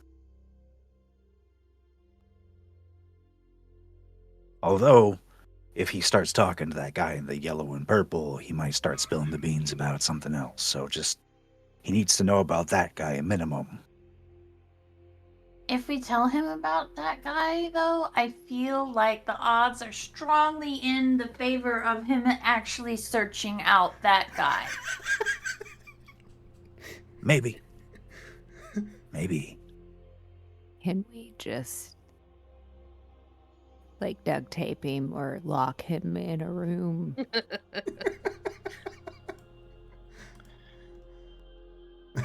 Well, I'm going to take the box of death back down into the hold there and put it in a position where I can use it as cover if they try to siege the ship. Fucking hell. Oh no. Oh dear. Alright, with that then, for the moment, I'm going to say you all retreat into the ship for the moment, and yeah, there we go, you take it, set it. Yeah, he's thinking of, like, in the cargo bay, like the secure storage, like, if he puts the crate down and puts the gun over it and starts using it just like as a brace, like a sandbag, kind of like he's like, if it comes down to it and it's going to be a last stand, that's what he's going to do. He's going to put the thing that they absolutely do not want to shoot at because they know what it is between him and them. Fair. That sends Babbage and a few more drones just to keep an eye on the canister. Or just as you make your way down into the airlock with the canister, you just hear a call out from the cockpit as Vaskir is stood at the glass window of the cockpit looking down at the pad. So who was that purple guy that's just left in the rather fancy vehicle there? Anyone I should know? Anyone interesting? Is he the contact for this job?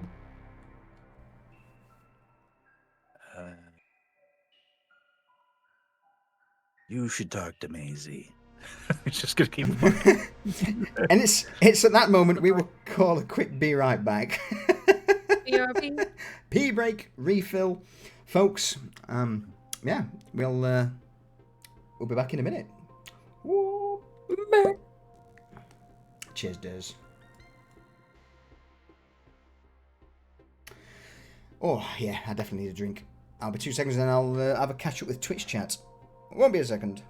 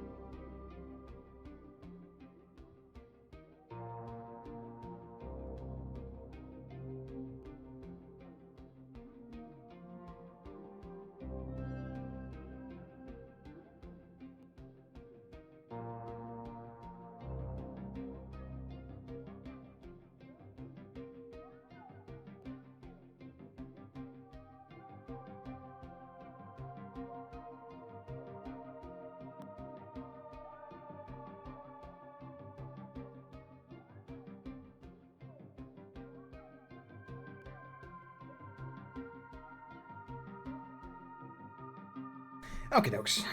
I have returned. Welcome back. Welcome back. Thank you.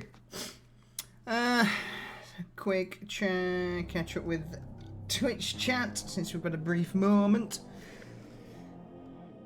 Welcome back, Yeti, Jacko, Just Smith. Who else have we got who's snuck in here? we've got Culture Nerd and Prepper Jack. Hello, gents. How are we both? Yeah, I hope everyone's doing well on this Sunday evening, afternoon, morning, depending on where in the world you are. We've got adverts starting in 30 seconds, so Perfect timing. yeah, I'll give it another few minutes. That went well. That conversation with Jaldari. Yeah, I love dealing with sociopaths. It's really fun. You described that dude and how he was talking, and all I could picture is the pimp from whatnot, Hell of a Boss, Has Been Hotel. Wow. Wow. I mean, I mean, that's basically what he is. I mean, Now, the fact that I brought that up, you hate it. I do. All right, we'll kill the NPC for you, Solution, so I don't have to worry about it anymore. I mean, to be honest with you, there's a good chance he's going to kill himself with what you've just, with what you're selling him. No. All right. Time is relative when you're in culture. I know that feeling. I know that feeling all too well. Law enforcement watching this guy closely. Yeah. All right. Let's. No, I think we still got shortchanged a little bit.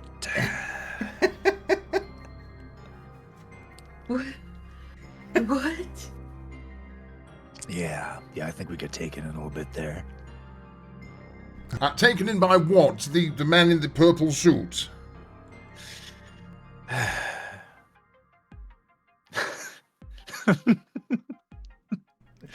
I just need a moment.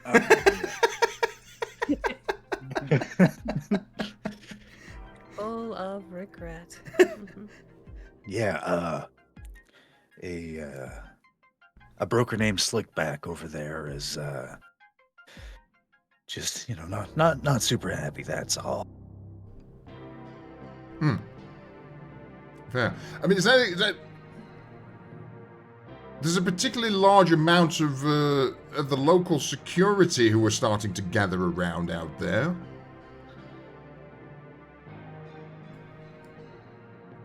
They don't like us, Captain. Why? What have we done? I don't think we've... In fact, let me rephrase that question. What did you do? Me?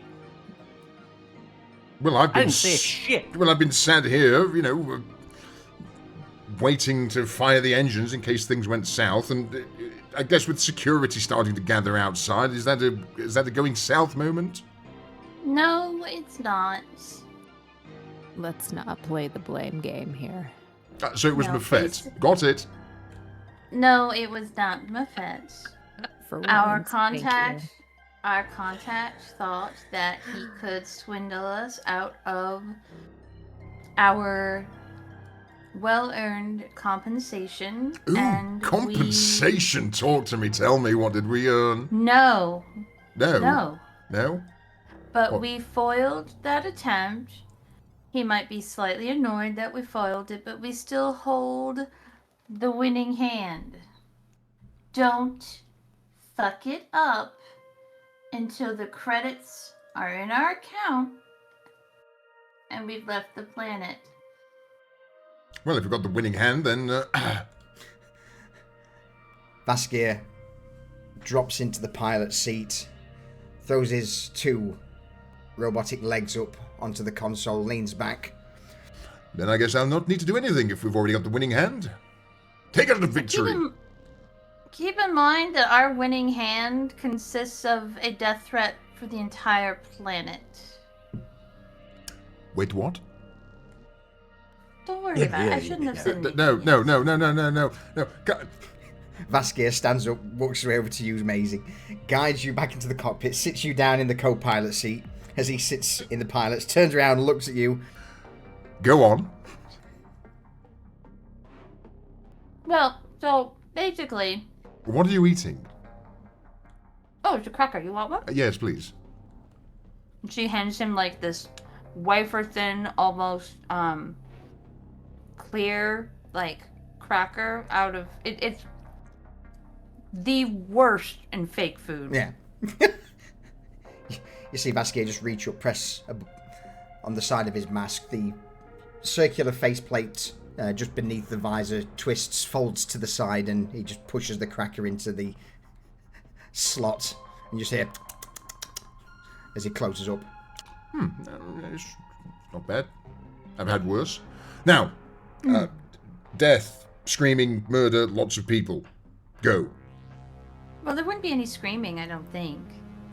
Oh, no. So basically, he was like, hey, if I just kill all you guys and take it, I won't have to pay you.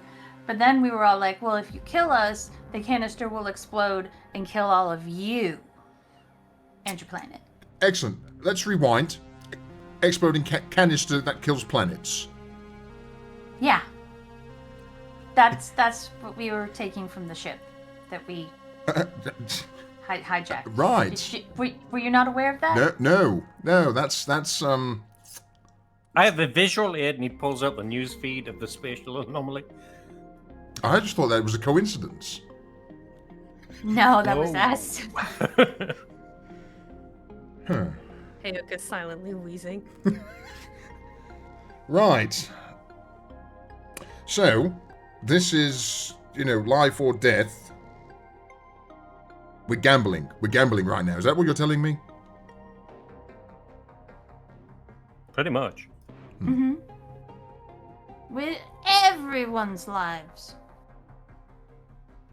In order for you to win, Captain, you need to stay on this ship. This is high stakes gambling that we're playing here. Like higher than. I fucking love it. Yeah. Yeah. Done. And do you know what the best part is, Captain? Go on. In our hand, we have a royal flush. Oh. Seems to melt into the chair for a moment. Done. So be it. I will. As the winning hand is already upon us, I shall sit back and watch the rest of the players shiver in fear, knowing that there is no escape. There is no winning. There is only losing. Well, we should have our compensation by this time tomorrow. And be on our way. Marvelous. Well, in that case then. He slaps his metal thighs, stands up. Blackjack. Poker. Poker it is. Wait. Where are you going? To the lounge. Come, No. Mafet. Yes. No. Yes. Me and Like, you. on the ship? The lounge? Oh, yes. on the I've ship? been told to stay on the ship, so I'm staying yeah. on the ship. Let's do this. I'll keep you occupied, Captain. Actually, you know what? No, fuck that. I'm not playing against you. You're card counting and mind bending bullshit. Think of it as a challenge. Do you want to teach me how to play? Oh, sorry, Mephi. Yes. Yeah, no. Fuck off. We can all three do it together, right. kind of like a threesome. No. It's not how the word works, No. Mafet. No. But yes. No, but yes. Echo, you're playing too. I don't like this. We'll force them. All right. Oh, dear. Dealer's choice.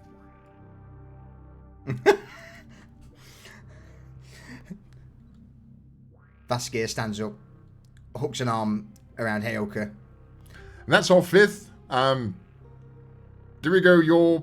He looks down the corridor to you, Dirigo, who's posted up by the crate. Watch the death ball. Or the soup container, or whatever it is, and I guess... Jax, is the ship... you good for a game? You're good for a game, surely. I'm going to be with Dorigo, as I'm the only one that can trigger the winning hand should something go wrong. All right. Well, in that case, then. Vaskia slaps you on the shoulder, Jax. Win the game. Win the game for us. Take it all.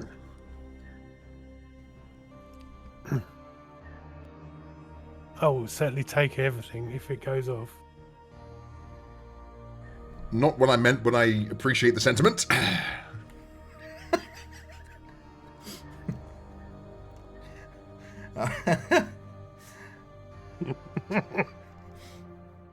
So, who's currently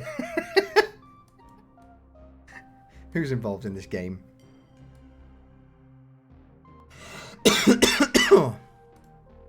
Let me see. I guess Echo.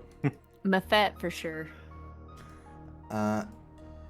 Who doesn't have gambling in their character sheet? You don't, Echo, so you get it.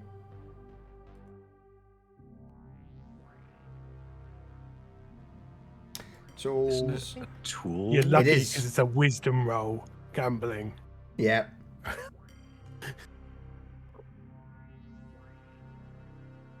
Oh, Where is it special trait or? it's in your main page at the bottom under tools. If you've got it there, awesome. Gambling. If not, it's just going to be your straight wisdom. Maisie 100% knows how to gamble. She's putting it on for the captain. Just for the sake of memes, then let's have some gambling rolls, and if you don't have the gambling ability, it's just wisdom. Oh my god! Uh-oh. Oh my god! What is They're this? absolutely fucked. What the fuck is this? We're gonna take the captain for everything he has. Oh, okay. There we go. God damn it. Okay, where's Vas? Where's Vaskia? Let's see.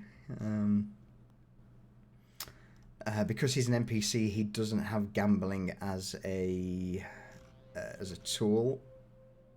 Can I add that quick to him? Let me double check. See if it comes up.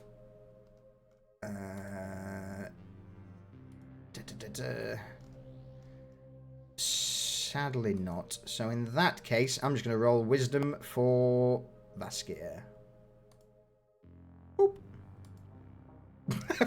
Of course. Of course. That's great. This is on brand, though. It is definitely on brand. What's this game look like? Let's start with the lowest. With just Vaskia hand after hand.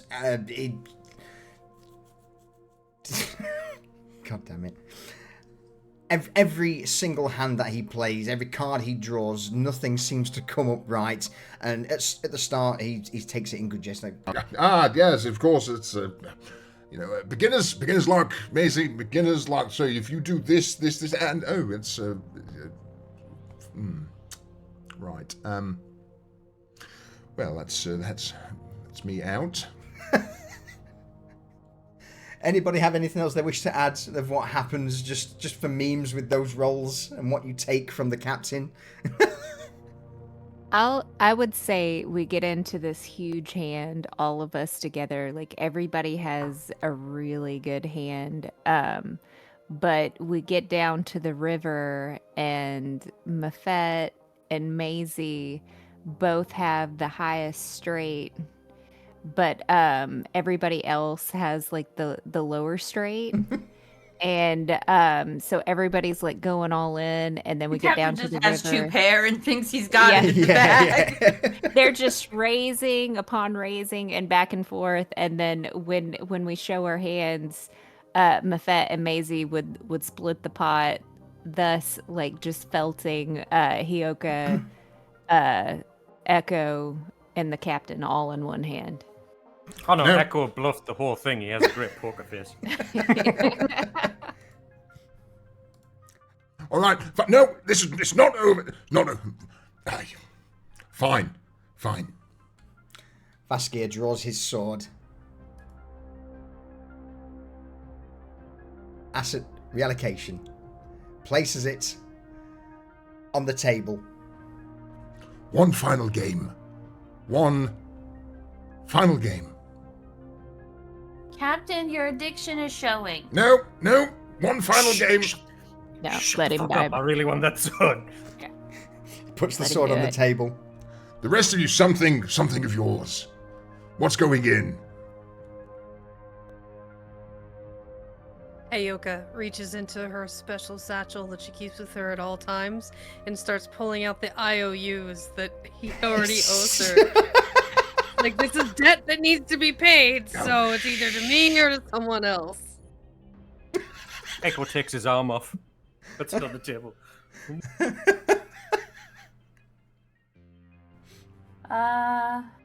What does Maisie have? She doesn't really have a lot of personal items.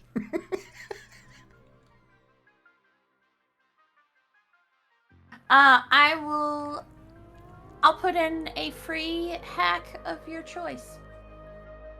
Ooh. Yeah. Sold. All eyes turn to you, Mafet. She puts some restraints down on the table. I'll put in a night with me. Oh. And then lays the restraints down.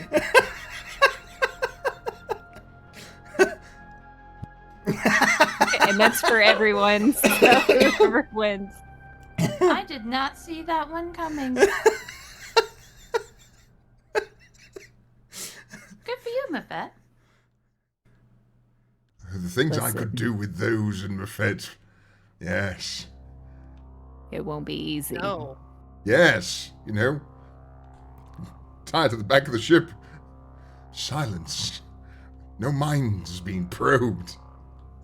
No. I think you're interpreting this the wrong way. I'm in power in that night, so I like to play mind games. Deal the Just cards. letting you know. Deal the cards. Let's have another roll, shall we? Let's see who gets the captain's sword. Oh, yes! Come on, Vaskir! Oh, God damn it! Shit! Mafet. I'll take it all. But very Don't kiss me, disappointed that no one gets a night with me. What's that, sorry, Heoka? I was gonna say self-care night. So Yeah. You just hear No, and you almost had it. Fuck. as he just watches you reach over the table and pull his sword, Mafet. Congrats. Another round. He looks at his pistol. Ooh. Ooh.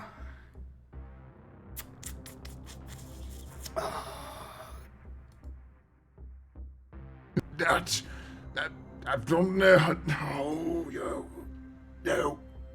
No, I can't. No. As he clutches his final notice, the ancient flintlock-looking pistol to his chest. Just no, I can't. No. Credits this time?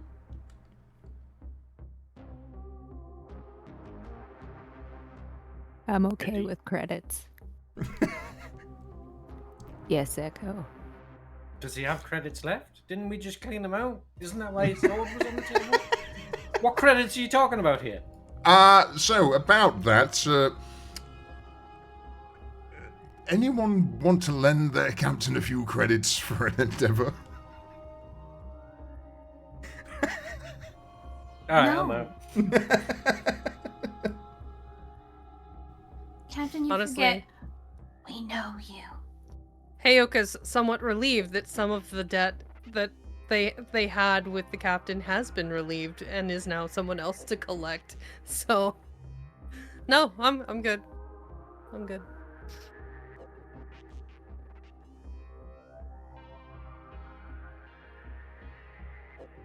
All right. So yeah, for the moment, you've got the captain's sword, my friend. Use it wisely. If you wish to, it's yours to do with what you wish. For now, until he tries to gamble it back. Is it in my inventory to It look is. over? It is indeed. Use it against him every chance I get. It's nothing. There's nothing special to it. It's just special. well, it is. Yeah. Statistics wise, it's nothing. It's got no bonuses over a long blade, but it was the captain's sword. It holds emotional value. So this game goes on for a few hours until eventually you all bow out. You've still got a full day ahead, so I think that constitutes a short rest for everybody if you need it. Ooh. Piece of candy. Oh, I meant to do Do her. Just taking a short. that. A hit die. Okay.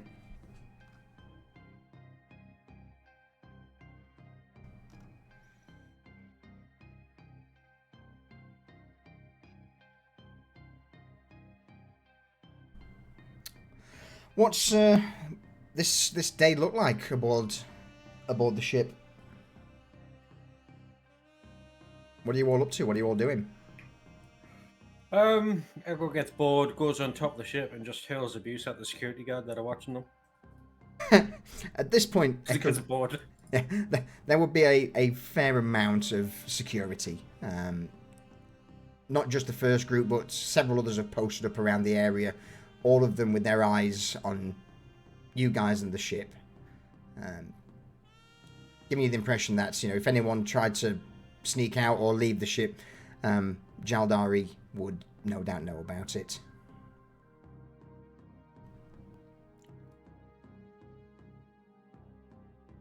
Wow, it's like they don't trust us at all. Divrak, thank you for that. 41 months, buddy. I appreciate it. Alright, so with Echo posting up and shouting insults at the security, what are the rest of you up to? So, I'd say Mafet is looking for any reason to be in front of the captain and to flash his sword. So anytime she needs to reach for something, she pulls the sword out to bring the item towards her. You bitch. And then just kind of stares at him and then puts it back up. So basically, just asset relocation is a finely crafted, thin, half saber, half rapier style blade.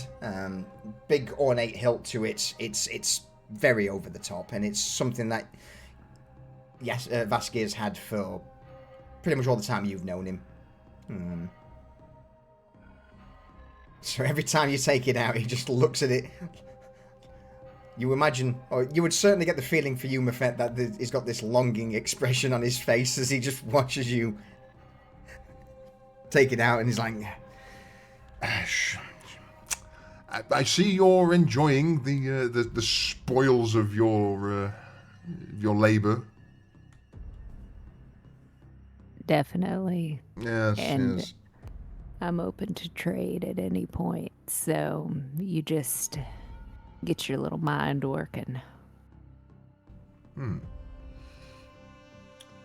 Little, was that an insult? Never mind. I'm sure. Well, we'll see. It doesn't have to be right now. Don't short circuit. Hey, okay, what are you doing to pass the time? Typical merc work. Go over all my weapons, oil them, prep them, make sure that they're in working order. Check to make sure there's no catching on any of the fabric or leather goods that are on my person. Shine my boots just because I can. Are you practicing with the knife? Yes. Then I will say, the next time you use that knife on an attack, you get advantage on the roll. Yeah. I need to get used to the heft of it, you know, how it feels in my hands. Because, goddamn. Cursed weapon. Only good for killing people. Ugh. There we go. Anything you're doing, or are you just literally parked up with the canister as cover and watching it all night? Well, the canister is in the secure storage. He's walking himself through like the drill of like getting it into position, and you know, like it's he doesn't want it to be out of the storage, but if it comes to it, he wants to have it be like a non-starter. Because if they're after this thing and they know what it is, and they see that it's being used as cover, and they're gonna have to shoot at it, that's like a nope. That should disarm the situation. Yeah, absolutely. So yeah, he's just gonna drill that a bit, look over his weapons. Sure. Yeah, it doesn't have to be much more than that. Just trying to think about how to make things, more efficient to carry because he's got a bunch of things. Yep. Jax, anything particularly you wish to bring forth on this downtime? No, I've just checked the ship over, and people will notice little drones flying through the ship at great speed. Just making sure there's nobody entering that shouldn't be. Love it. Last but not least then, Maisie, anything from you? Maisie is actually taking a break from her social media and videos and is reading a book in the lounge. Holy shit. Actual physical book. What's the book? I'm about to say you took the words out of my mouth. It appears to be a poetry book.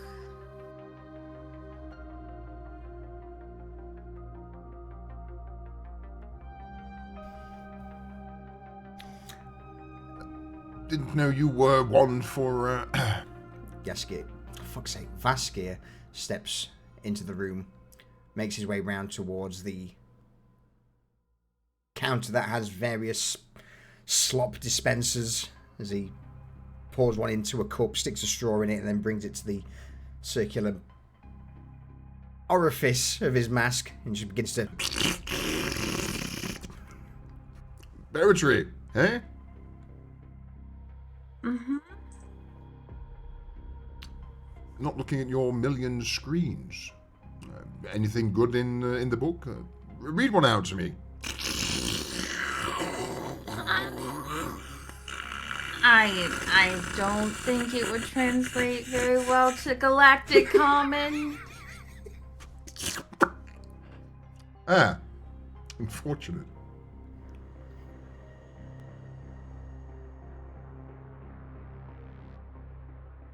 Well, I'll just... And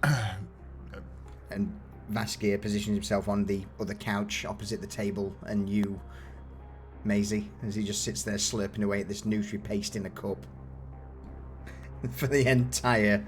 the entire reading of your poetry book.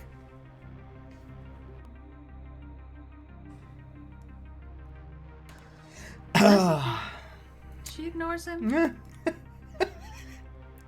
Echo come in from outside and be like, oh, this guy's enough fucking fun. You reading poetry? What are you... Yeah. I was just, I don't know, feeling a little homesick today. Oh wait, this is your poet? Oh shit, it is your poet. Yeah.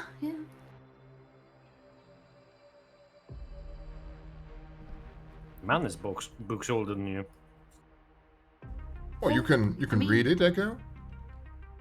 Huh? Yeah, sure. You want me to read some to you? Yeah, by all means. So he starts reading, and the universal translator just comes out with pickle, frog, square house, round roof. Yeah? What do you think?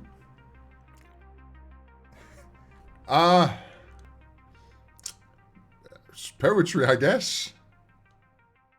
He's confused. Yeah, he doesn't get it.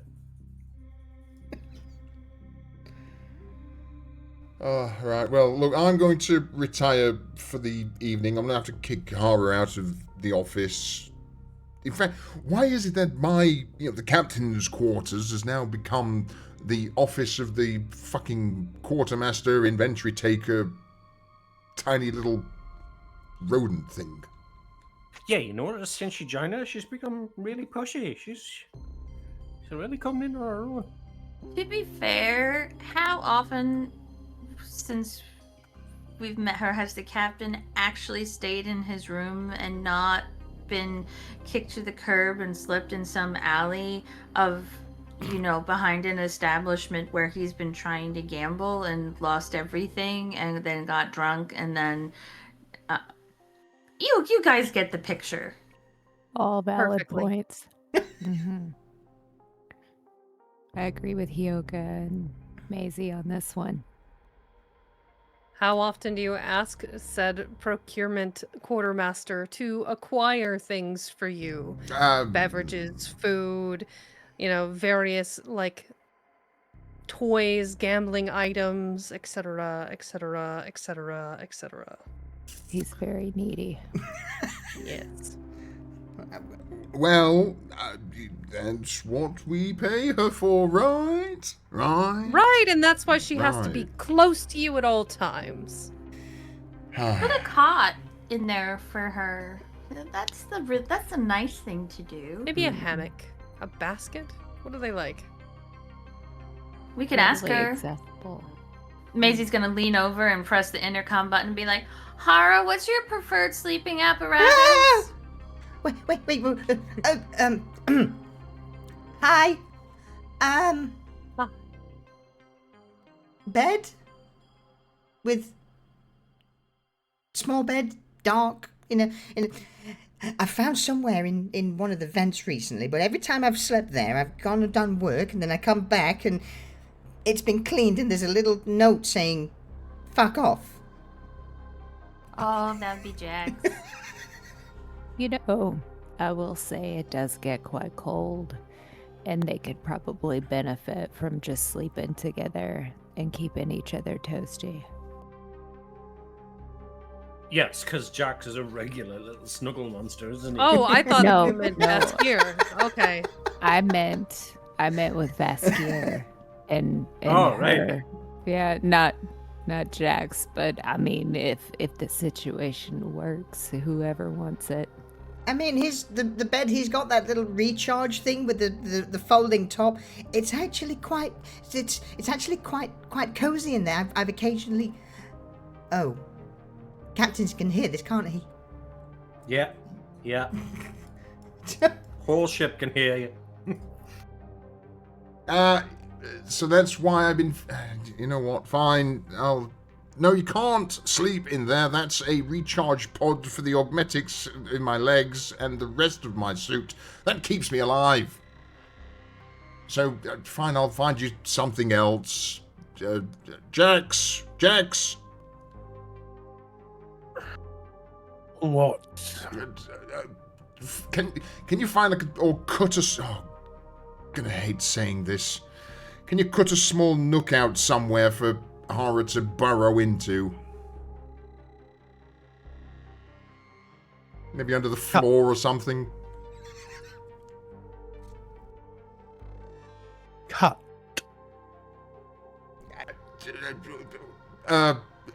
Move a few panels, perhaps? I don't know. What?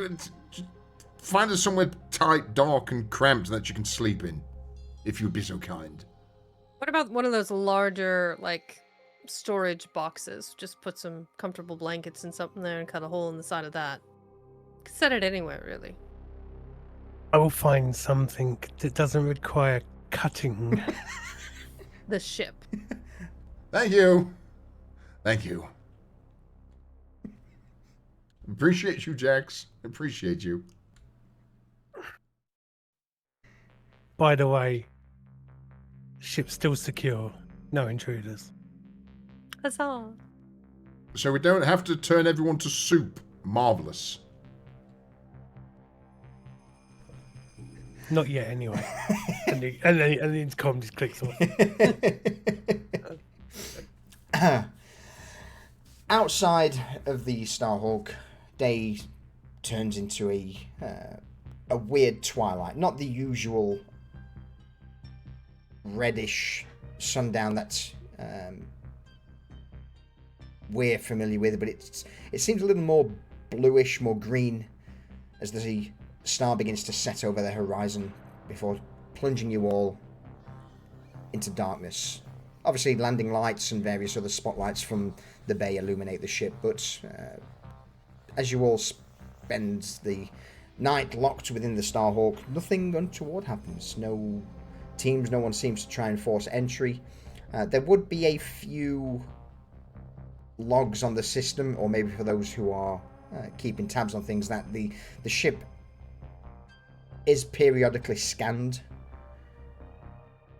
for just to make sure that there are still life forms aboard the ship, and that you've not done a runner in the middle of the night, but no attempts are made to board it. Uneventful. Morning slowly rises, again going from black to a bluey green sunrise before eventually the sun of Vason reaches high in the sky at around midday. Is there any actions anyone wishes to take before your contact arrives? If not, that's okay.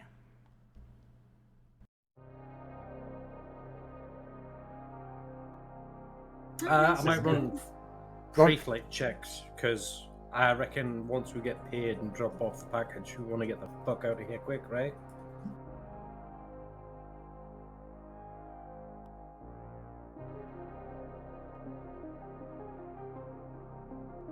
Right. Good talk. Right. Oh, What are you yes. asking us? Is there something you need me to do?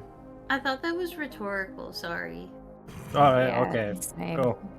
I think you need to be a little bit more direct, like, tell me what I need to do. You. Yeah. Yeah. So, yeah, no, it's a good idea. It's a good idea.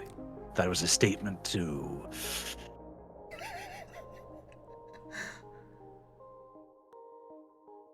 Fucking organics. Echo's gonna turn around and walk up.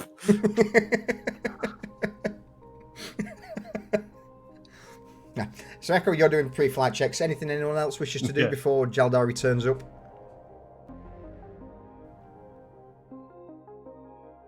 Well, Maisie is actually going to go get the folding chairs set up again on the top of the ship and just kind of like sit out there and read her book. Okay. Dorigo? Dirigo is going to just... He's kind of expecting that the man himself won't be there this time, because he doesn't want to be like right there if anything goes off, but who knows? So he's just trying to make sure that everything is secure, like the second package is undisturbed, and that's it. Just wants to make sure everything goes as smoothly as possible. Okay.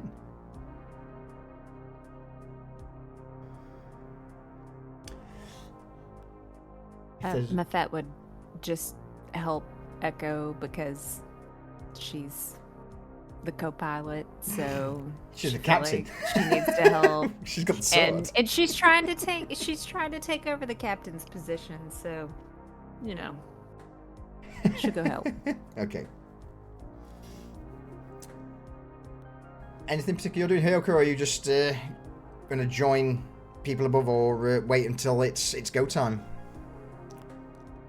Yeah, I'm pretty sure after reviewing all the gear and manifest of my equipment, I probably I might go over and check on the medical supplies and order in the med bay.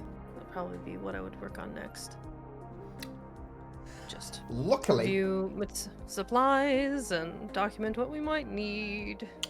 You have a shadow that follows you during this endeavor, as Horror is there with the data pad acting like a clipboard, just ticking things off as you go, giving full reports. Fantastic.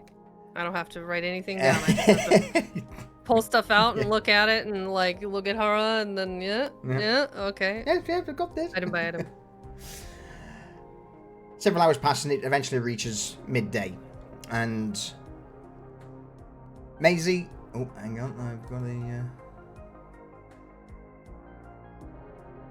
Awesome. Yeah. Cheers, Jax. All right. I'm going to let you pull that out in a little while after all this is done and let everyone know. But I love it. All right. Several hours pass. Midday, you see... in fact, probably been Maisie first, as she's the one topside. Just off heading down the main stretch towards the landing pad, you would see the same black limo from yesterday, followed by what appears to be a armoured cargo truck, similar to a security-style wagon, with two other black anti-grav vehicles escorting it, as it begins to make its way and snake through the roads before eventually reaching the bottom of the ramp to your pad. And it's here where they ascend, pull off to the side of the Starhawk. Several members in almost like biological suits step out of the back of the cargo wagon, look around, and other enforcers and security step out of the two black escort vehicles, and from the main limo, the same four bodyguards, along with Jaldari, exit from there.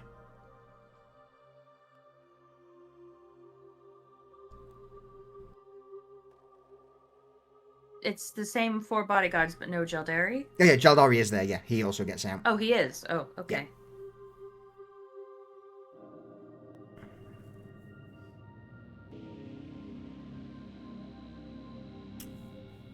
Maisie's just gonna wave happily and smile from the top of the ship. You gonna notify all us that he's come? Or? With two of her other hands, because she's got 6 of them, she will send a group text message that Jaldari has arrived.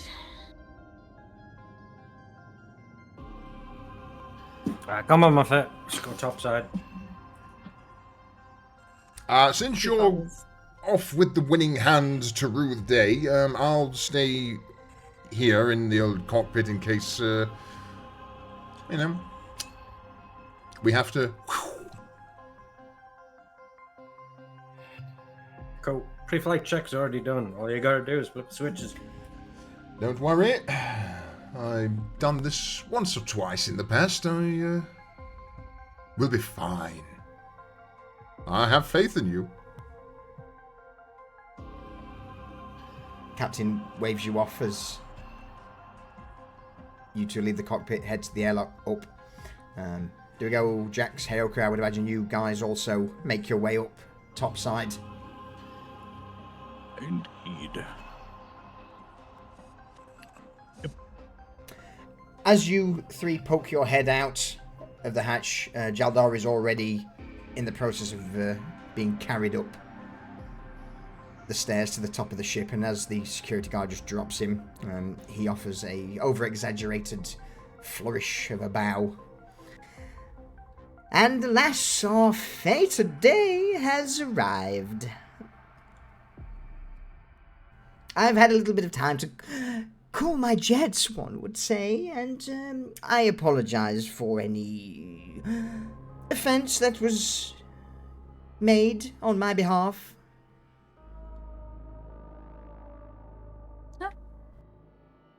None taken, but I appreciate the gesture. Marvelous. So, first things first. If you would be so kind as to make sure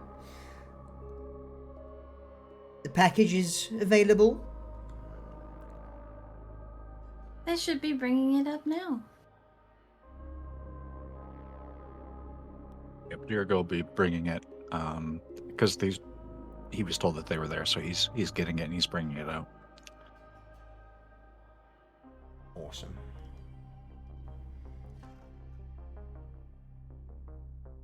As you drop it down onto the top of the Shy-Orc, you don't mind if one of my subordinates just has a quick scan, just to make sure that you've... not that I think you would switch things or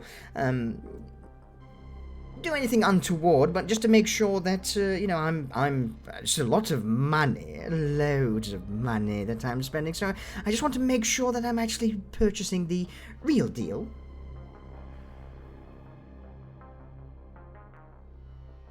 I mean, as long as he doesn't open it. Oh no, I have no want nor desire to open whatever's in your gift. One of the white-suited individuals steps up, taps on his data brace. Holographic screen's projected as he takes out a small hand scanner, just quickly whizzes over it, looks towards Jaldari and offers a very slow, grim nod. It's readings all seem as expected, my lord. Marvelous, marvelous. Well, in that case, then, off you trot. And he waves a hand back to the guy who heads back down the ladders. Jaldari then clicks his fingers as one of the bodyguards with a briefcase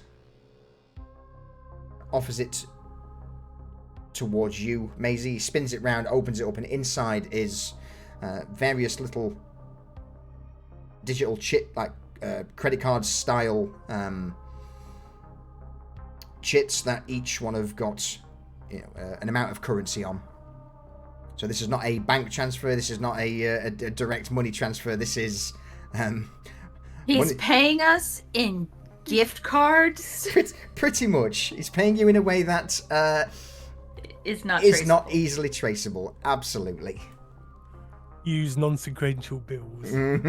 Yes.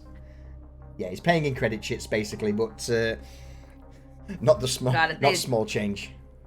They could easily be scanned, I would assume. Absolutely, yeah. Getting the money off is not a problem whatsoever. Now, question. Go for it. If these are in card form like that, are we going to be charged a fee for getting this off of it? Do we need to do it in one swipe? Depends. Yeah. So it's basically they are like little cards that you swipe and the money's transferred to the account that you input. As for transfer fees and stuff like that, of course you asked this question. I do, because I don't want to, we're just using this card and we're using it as a transaction thing. Maisie has a premier account with no transaction fees. It depends on where it's used. Some systems may have a handling fee for an administration fee for transferring funds from a credit chit to an account. Others may not. It's dependent upon where they're used. Is it dollar amount? Is it percentage amount? We'll find out when we fucking use it.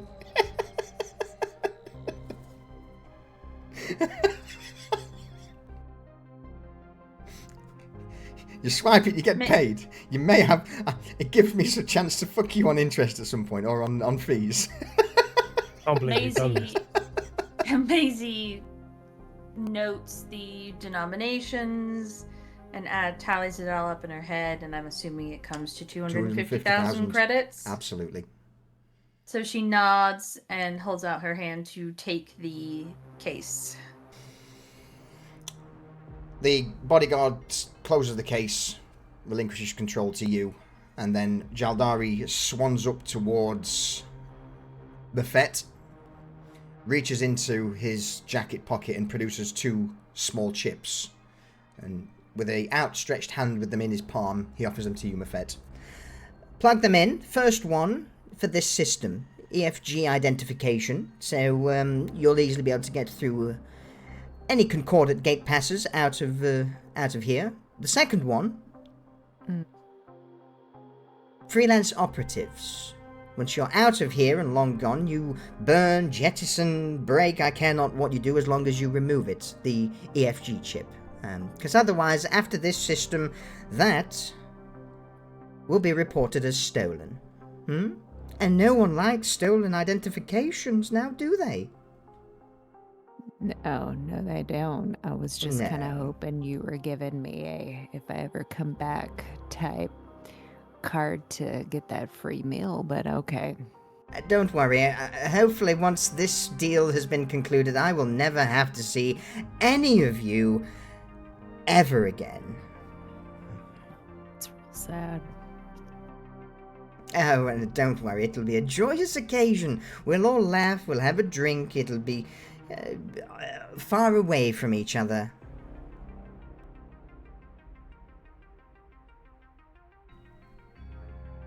Mafet takes the chips and then kind of looks at Echo, preparing for whenever this interaction is over for what they need to do.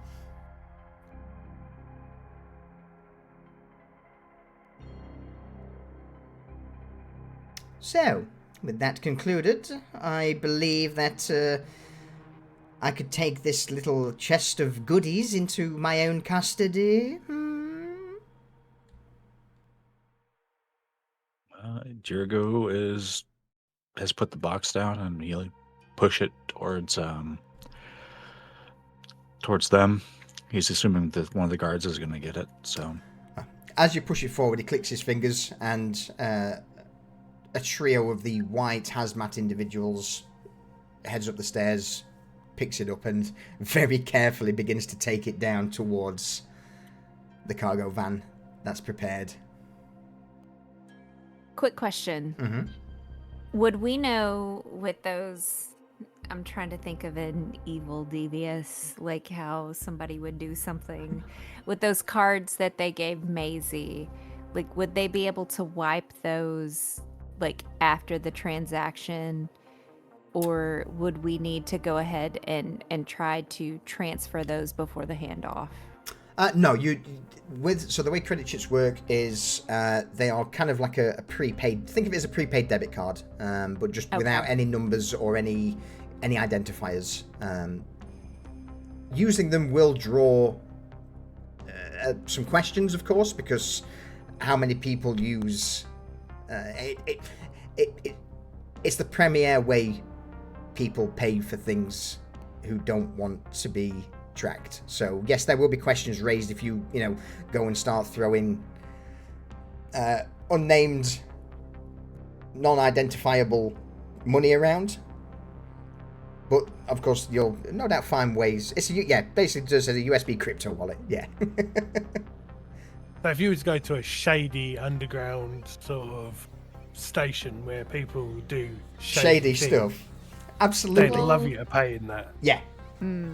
Okay. Are we gonna need to clean this? Fortunately, you know a hacker who can launder them digitally. Mm-hmm. Perfect. Okay, that's what okay. Perfect answer. All right. I'm dead. As for the the 2 identification chips, no, they can't be tampered with. Once you plug them in, that becomes the ship's identity. But as he said, after a day there will be, or a day or two, they'll be reported as false IDs. So if you kept the EFG identification, you'll be flagged up, no doubt, at a gate as illegal transponder. And then you get concorded like, whoa, what do you... Come here. Yeah. We could just pack that away, though, for next time we need to get someone else in trouble. Absolutely. Absolutely. Like Yeah. where your mind's at. Yeah, Love I didn't think of that, but yeah. I hate it, but I Done love now. it. I hate it, but I love it. If it's said, Mafet is going to give that mastermind plan to Dorigo. I hate you, but I love Here you at the you same go. time. All right. You bastard. So, I dare s- Would you say that that was inspiring? oh. No. I mean, with what you're gonna get up to, I think just that that thought alone is gonna cause me more issues than giving a point of inspiration.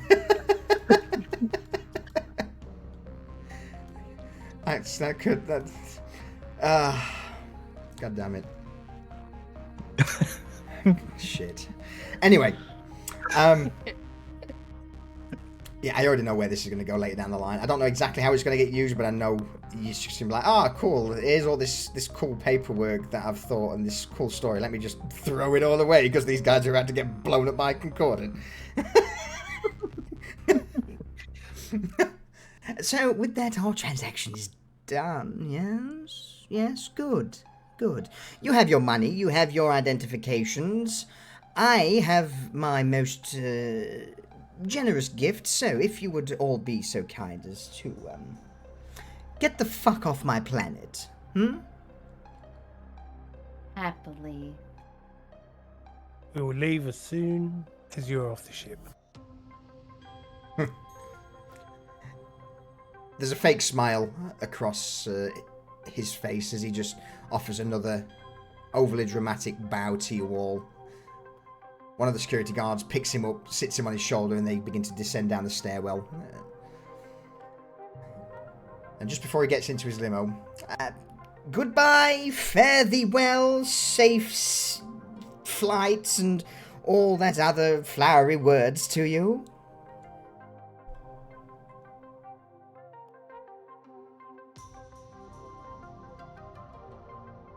Jax is just going to wave with both arms on his right-hand side. With a big grin on his face, go, you know I can still blow that shit up. And then goes in the ship. Yeah? Jurgo's going to tail Jackson. He just wants to be the last person to go because he's got his sniper rifle on his back. He's ready to go if something pops off. He doesn't think it's going to. He just doesn't want to take the chance. All right. You all make your way back into the ship. There we go. You'll be the last one. You watch as the 4 vehicles make their way off the pad and head back towards the central point of Frontier's Reach. Now, I'm going to change scene just so we've got something different to look at for Care Vason. That's the other thing. I got all these cool areas to explore in the city, and then I've just not needed them. Fuck the last hour of work, I guess. But yeah, it's from here where you would all begin to make your way back onto the ship. Vaskir looks over his shoulder as Echo and Mefet step back into the cockpit. So, I assume things went well? Gambit paid off? Yeah, something like that. Jurgo's going to say, walking in, just going to leave the details to them, and he'll just continue past, go towards the lounge or the cockpit. Good. So, shall we?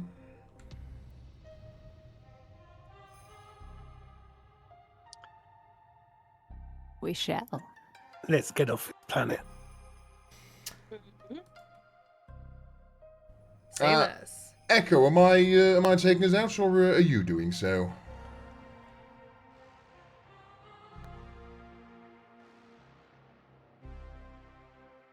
That's what I thought. Yes. a good talk there. Listen, I'll get us started. Echo, Hello, maybe just a microphone? few minutes. Ah, hello, welcome back. Fucking. I was wondering why nobody would just respond to me. Sorry, buddy. That's not your correct mic. Well, Yeah, you're good now. You're good. It's flicked back okay, over. yeah. Sorry, buddy. Is there something you wish to have done? I just got to the captain. I got, get the fuck out my seat. Of course, please. But by all means, take us away, number 2.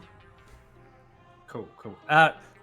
Just on a safe note, could you just prep countermeasures just in case, I don't know, they try and blow us out the fucking sky? What are we thinking? Guns? All right. I'll make sure all the turrets Heyoka's are... gonna Go on here. man a turret. Yeah. Yeah, Heyoka will just go ahead and grab her turret. Yeah. Absolutely. From behind Echo, you pull up into your seat, slide up forward to the console, power on the turret. Do we go? Am I... are you gunning? Or am I gunning? Which gun? Gun? Big gun? Front gun? Turret gun?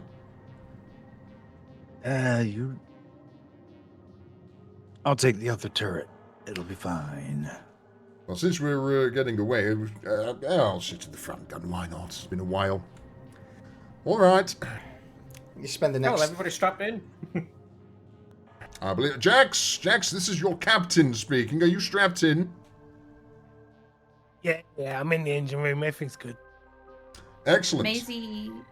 Maisie is going to be monitoring their incoming and outcoming electrical signals to make sure nobody tries anything funky.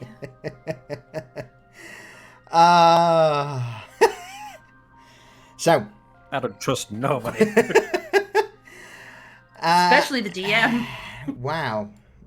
I don't know what you're saying. You begin to flick the switch. Engines power up. In fact, what's starting to look like, Echo? With you and Mafet's pilot co-pilot. Well, Mafet's getting a dab hand, so there's a sequence you got to flip switches. Like you've got to pressure switches to load the lines of pressure, ignition switches, and it's like a click, click, click, click, 1, 3, 5 engine co, and then Mafet's like a pressure switch 1, 2, safety disengages, landing gear. And I'm going, all right. Like kind of like muscle memory to her, and it kind of like she's doing it in this way that it just kind of makes like a musical sound because she's like click, click, click, click, click, click, click, click. Excellent.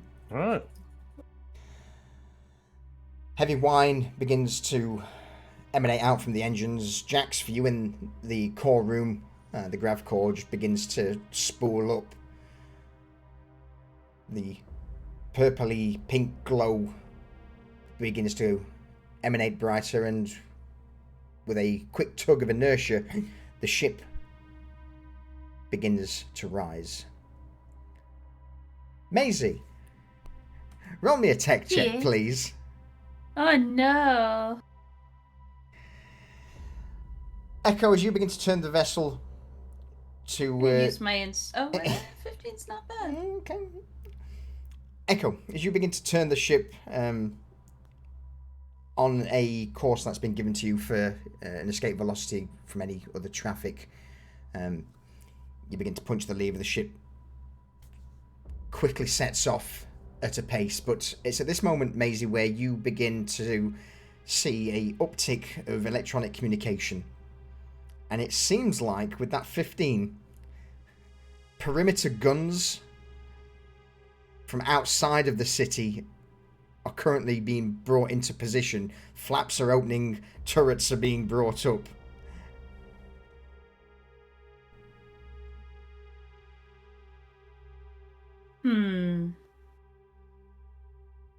Maisie, what does mean? The fucking me.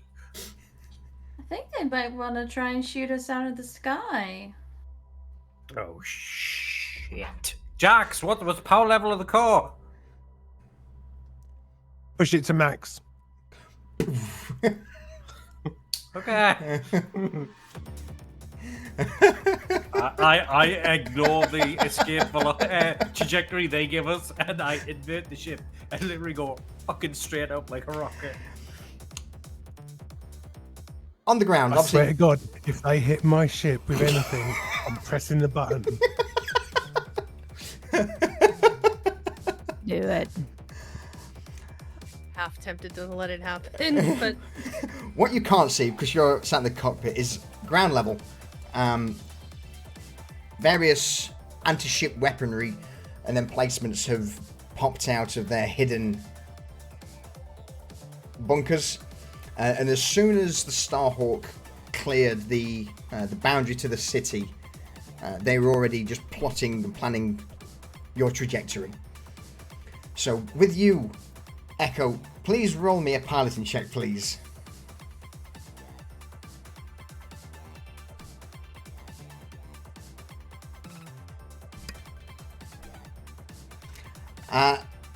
With you getting Jax to punch the reactor and you going straight vertically, there's a brief moment where all of you in the cockpit would see just in front of, outside the window, this burning white line just whiz past.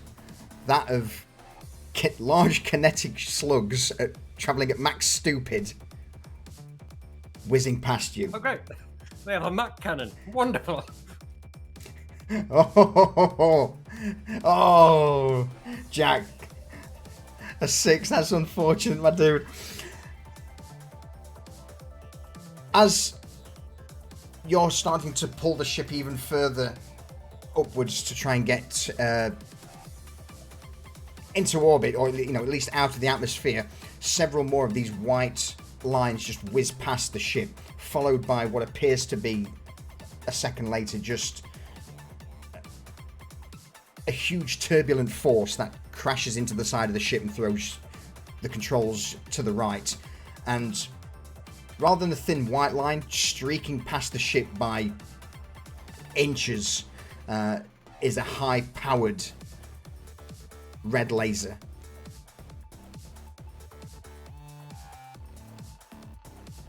Fuck it, Maisie's going to send a message.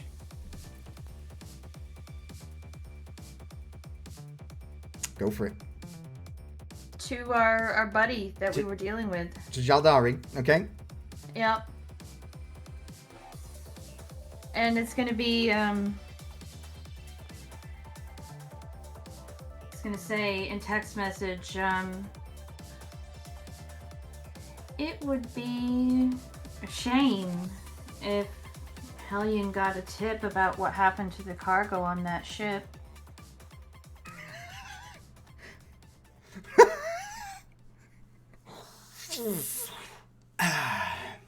As soon as you send that message, not even 30 seconds now, I would probably say 3 or 4 seconds later, you would see more blips start appearing as more turrets come online and start tracking your trajectory.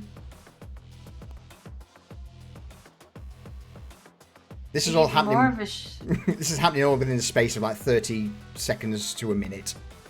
Yeah. Go on. We're flying up and away. Yep. But do we see anything like generators out on above ground, or does it look like everything's underground here? Like that's powering these turrets. Roll me a perception check. You quickly flick over the console. There we go. It's not going to matter. I'm going to say DC 9. Well, you say it's just a DC 9. Nothing but gold tonight. No, man. Can I take a crack at that? Absolutely. You're on a gun. Yeah. Maybe. Fuck it. Come on, you see it. From your screen, Aoka, you would see a multitude of little red dots starting to flash up, signaling targets that are currently tracking or targeting your ship.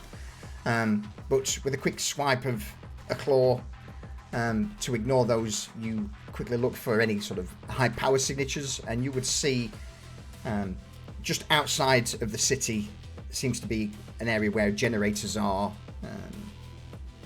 a position, like a power plant. Is there anything else you wish to know with that fucking crit perception? Where's douchebag? Douchebag's probably, if you're going to guess anywhere, in the giant tower that pierces the sky. So if you want to insult him.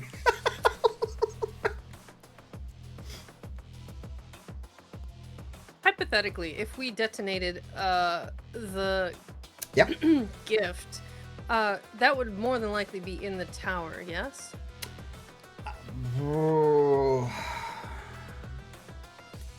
You didn't explore the town. Roll me an insight check.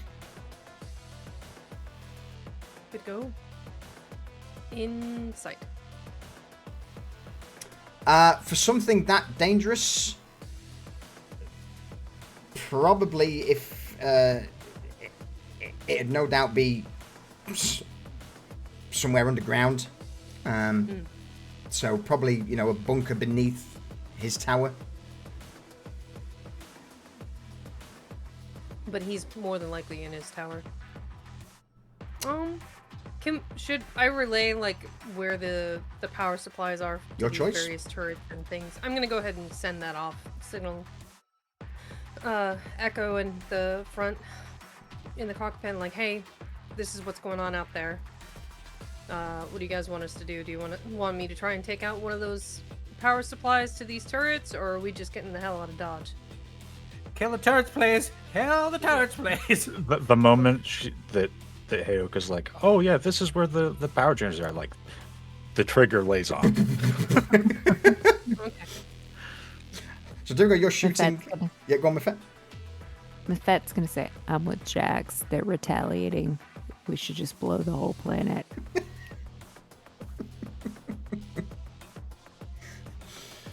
Link me to the communication system. Maisie links him. Tech check from you, Maisie.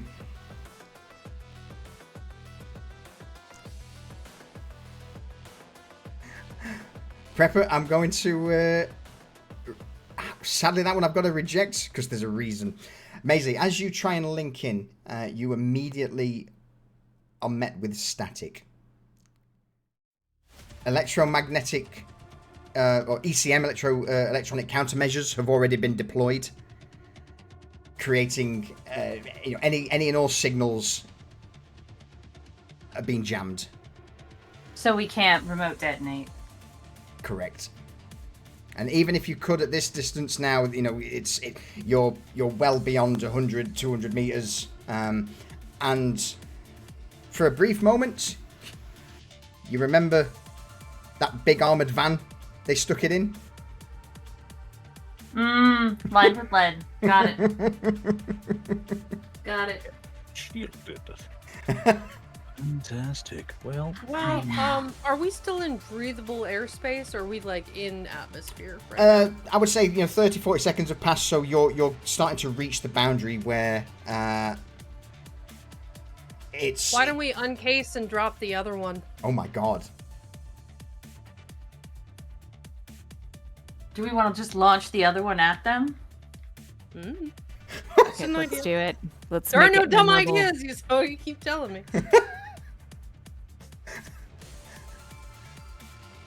I've never been so proud of you all in my life. Now, this is going to take a bit of moment, but if you, out of pure spite, want to fucking drop this thing on a city, I'm good for it. But I am going to ask Echo to make me another space vehicle check to avoid the gunfire, because you've got to. Maisie, can Maisie still send comms to their contact? Certainly try. To Jaldari, probably not. No, he's well and truly cut off. Just broad spectrum, send it to everybody on the planet. Okay. Oh no. She sends a message to everyone on the planet with a receiver that says, cease and desist or your planet will become a black hole. Intimidation, persuasion. Whilst you're doing this, since you're taking a moment to discuss this, obviously you're rather than heading straight into Space Echo, you've pulled the ship into Use my inspiration. absolutely into low orbit just to whiz round whilst you consider these things. More shots ring out from the ground, white lines that, if hit, the kinetic slugs would no doubt just puncture straight through the ship.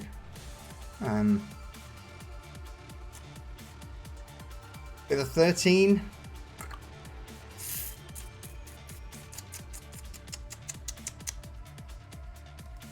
let's have a look. What would this be for Jaldari? Intelligence, yeah. Well, if it's going to everyone on the planet, he would get it. Yeah. Yeah, but even if like the people firing those rockets just pause without clear guidance, like. Thing is, they wouldn't know. They have no idea. They have no idea what what you've got. Anyone could say, "Oh, we're gonna stop shooting at us," or we'll turn you into a black hole from a small cargo ship. Only the people who know what you've done. That's fair. That's fair. Would have the knowledge that you can go through with your threat. Otherwise, it's just a small, tiny ship saying, "Oh, we're going to turn your planet into a black hole." Most people on guns are like, "Fuck off." So this is purely from a logical point of view down to Terran. Okay. A few more shots puncture out before eventually the turrets cease fire. There's a moment of static as crackling through the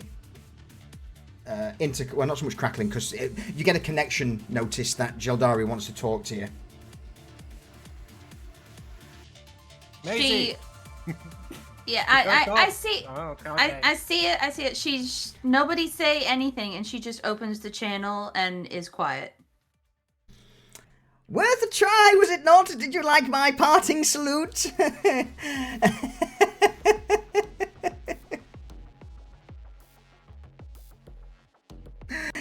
Fine.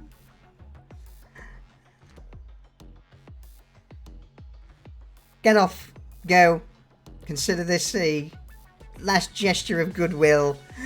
Don't fucking come back to this region ever again. Or who knows, perhaps I may still have something that I could gift back to you if you return. Comm cuts off. Isn't it funny, guys, when people think they hold all the cards, but they don't? Yeah. Let's blow them up.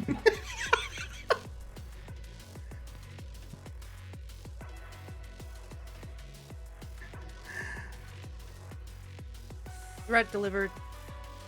They're standing down. Let's get the fuck out of Dodge, and we get to save our payday for another day. Yeah. Make sure we fucking message Eno on the way out, calling him a fucking dickhole. Okay? Wait, we're gonna tell Eno that he's a dickhole, or that his contact's a dickhole? Both. His contact. Both. You should send a visual too.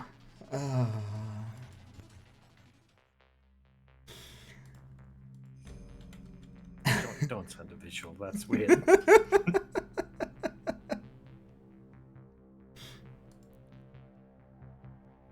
All right. With that, then, let's bring us to this. Boom.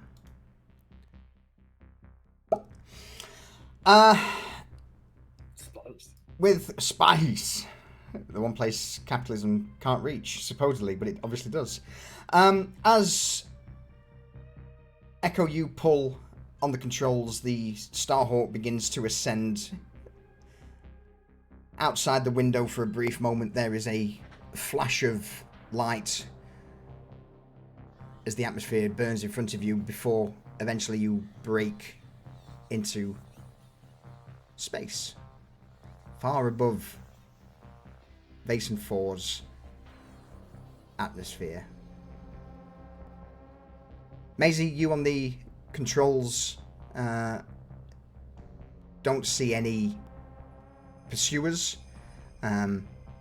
But for Dorigo, one thing you would have noticed is, when you were blatting the shit out of that generator, the guns didn't turn off, but a lot of power in the city did. Mm-hmm. Yeah, Incredible. it's the minimum. It was a move out of spite.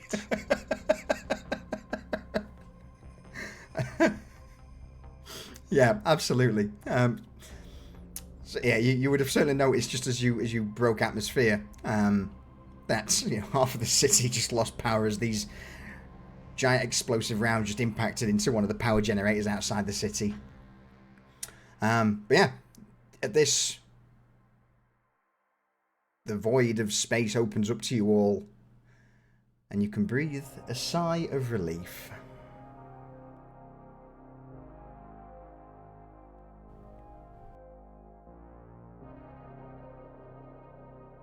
There you go. What With do you do? that, Maisie's gonna start divvying up the digital washed cards, currency. the currency, and going to convert a portion of her own to And normal that's digital one thing credits. you can't do at the moment, unless you have a specific. You need a device to basically plug them into. Which Oh, okay. yeah, think of it. It's not just something that they're not easy to get money off of. That's the whole point. They of don't these have things. a QR code. You're Correct. saying. Yeah, they are as Gotcha. bland can be. Need a space ATM. You need a space ATM. But she's still gonna take them out and Of course. divvy them up and very much short the captain. Who's getting what? You've got 250,000 to add. Okay. Yeah. Or do you want to do that as a downtime thing after session rather than worrying about it now? We can downtime Yeah. it. Cool. So yeah, Maisie, you make your way through the ship, handing out great wads of these thin metal cards to everyone. Not as thick as of a wad to the captain, but he doesn't grumble, he doesn't complain. He's just been handed a shitload of free money. I think Hara should get a kickback as well. Kara's first payday. she just takes some say, and what do I do with these? never seen these before. Buy whatever you like. Right. Thank you very. She just holds them to her chest and continually nods her head thankfully. And She's given her credits. since we're throwing things on the table, Mafette's gonna pull out the two coins. Like, so I got these. Who wants to safeguard these? Or, Well, I don't we're feel gonna like I wanna should use just this be- one. Be really easy to hide one inside the metal of Echo. just saying, I don't Whoa! think they should be hanging out in my pocket. You Well, can we use your little should. pinchers to hold them in your neck. We need to use one of them. Just put it in the Right? cockpit. Yeah, well, there's Plug- one for plug the it in. EFG. And One that for one's you, gonna Big Mac and say medium. we're this person, and then this one is after we leave. Then They're we save the other identification one, chips. so we put it into somebody else's ship if we want to get them in trouble later. That's a fucking great idea. Even after the one gets expired, we can still pull it and use it again for that same purpose. Right.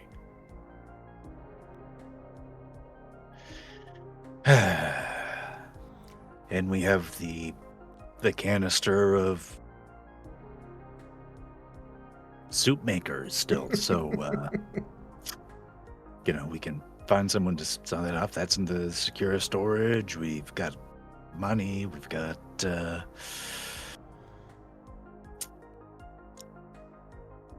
everything's cool.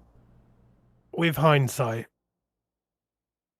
I'm glad we didn't try and sell the second canister to that piece of shit. Agreed. That's right. I mean, we could always go back and just drop the other one on them. This leads me to, I do think we need to determine what kind of pirates that we are. Well, what if we were to go say that we stole it from that guy, and there were a couple of them, and we sell it to Hellion?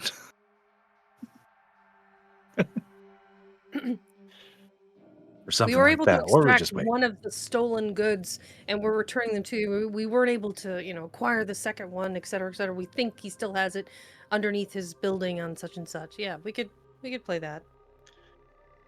Finder's fee. Yeah. Yeah, well, it's hidden underneath his overcompensation tower.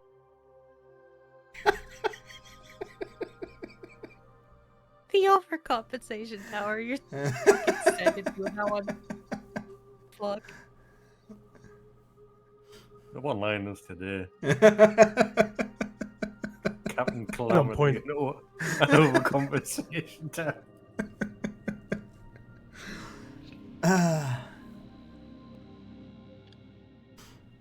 By the way, how much fucking damage we take? None? We good? Superficial? Oh, we would have had that other bomb out the door as soon as something did hit us. So, yeah. I think we're okay. Perhaps a little scuffed, but no serious damage. All right. Just a payment. Well, I think we should probably give Grindstone a skip because we don't know who knows what there. Probably get out of the system as fast as possible. Straight to the jump gate. Roger that. Actually, detour around the space anomaly. Maybe we just do a lap of the system and go the long way around to the fucking jump gate, huh? I concur. We have the materials and food to sustain us. Why not? Cool. Is that the space anomaly there in space right next to us? No, that's the star. The space anomaly is what you caused when when you blew Vason 8 up, or the moon of it. I wasn't sure if we had a line of sight of it as we're leaving the planet. Technically, the unicorn sick made the space anomaly. It just escaped from its little tin. Oh, this is Basin 4. Mhm. Basin 8 is a ways away, and then it's a moon around that planet, and that planet might be suffering fallout. So, Fair. Maisie's just gonna pipe up and say, okay, how do you guys feel about 35? Well, no, she's gonna send it in a text message to the 6 of them and say 35k each, 20k for the group fund, 10k for Captain, 10k for Hera. 15 for Hera, 5 for Captain. I like it. And then she's gonna count out the cards like she's shuffling a deck, and go around and hand everyone their cards. Right. Well, I don't know, Jax. You want to pool funds and get the ship a cloaking device? I mean, we could price them out. Do a little shopping. Shopping episode. I'd throw some 10k at that. Easy. I think we need to brainstorm on how to enhance the ship, and I'd be willing to throw funds for it. I vote for electronic warfare suite so people can't lock onto us in atmosphere. Oh, you're speaking my language. I like this. That'd probably be helpful. And probably much cheaper, considering cloaking is experimental technology that probably only a handful of corporations have, and it would be very expensive. No, it'd be great. They wouldn't know if we're there except for the telltale shimmer. Oh, There go, thinking big. I like it. What I'm going to do, since I've not had a chance to use this since session 1, is I'm going to bring in the local cluster map for where we all are. Border sector OR9. Which is currently locked. Bear with me. Let me...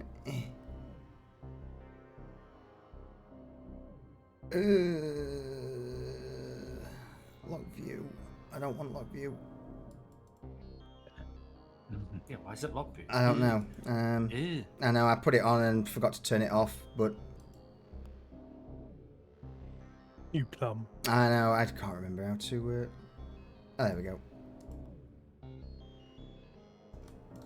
No, fuck it. We're stuck with it as is for the moment until I can figure out...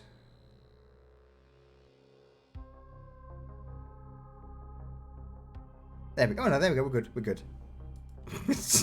Huzzah! Sorted. Border sector OR9. So this is the current place you guys are, and you can see where things link to.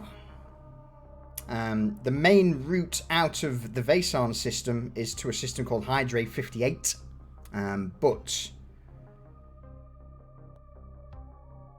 one of you would know that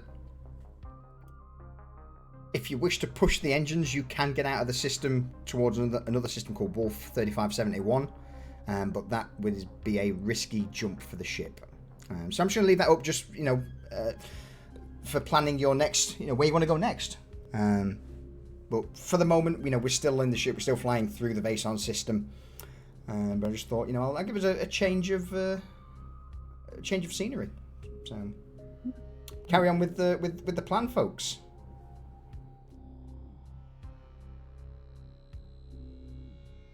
All right. Hydrate is looking good to me. Yeah. I mean, we've got a air quotations legitimate credentials for a proper jump out. I don't want to push the engines to get to Wolf 3571. Especially as we're carrying something that could make the ship disappear.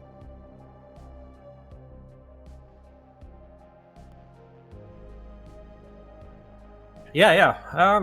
Why don't we rustle up some business? You got any bounties or anything you can do on the way to finding a place to hide this shit? You okay? Yeah, I'll start looking through my dat pad. Go. What I have downloaded from our most recent, access. Try Hydra 58, Melkor, or Coralia. They're the closest jumps. Okay. Do we have a direct to Melkor, or do we have to go to Hydrate and then Melkor? Yeah, so basically the way these are, so think of it as each system has jump gates that you enter that will take you to that system. So to get to Hydrate, you could then, there's 2 jump gates in Hydrate, that one will take you to Melkor, one will take you to Coralia. If you see any dotted lines, those are smuggling routes that you can jump, that the ship can use, but it will potentially burn through your grav core, since it's... you're not using gates, you're using the power of your own ship to go that short distance. Or that other smugglers have used in the past and haven't died. Quote unquote, that we know of. That you know of, yes. Risk reward. Okay. But with the operators pass at that point, as independent operators, you can pass through gates, but you will be subject to fees, tariffs, scans, and all the other good stuff that comes with it. Mm-hmm. So at this point, folks, the universe is your oyster. You can go anywhere. All right. Can I check out bounties for Hydra 58 first? Sure. I'm not going to ask you to make a roll. As you begin to scroll through the list, there has been a recent surge of raider activity, and there are a few bounties out in that system. 2 of the more pressing ones would be, there's no names attached at the minute, but a group called, where's my little notepad gone? That's a strange name for a group. Yeah. It's a very strange name for a group. Hang on, I've completely lost my document.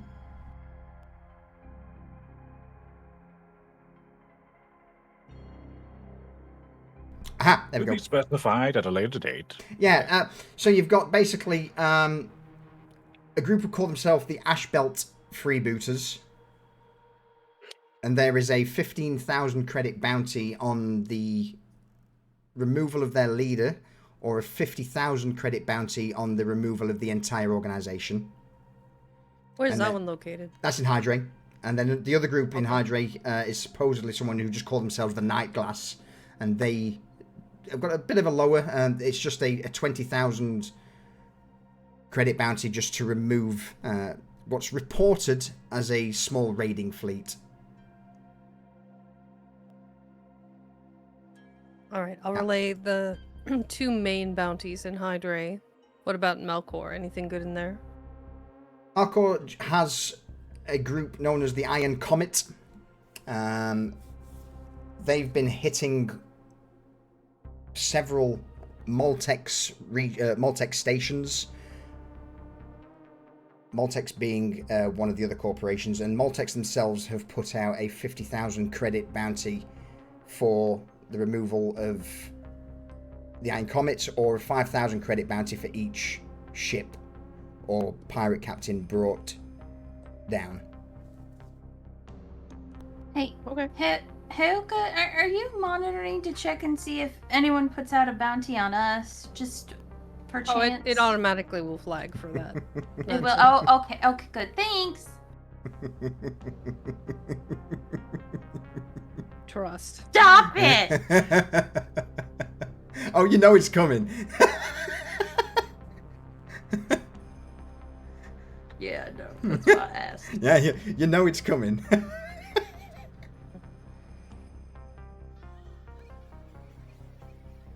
Okay. So relay the Melkor bounty. What about Coralia? Anything over that way?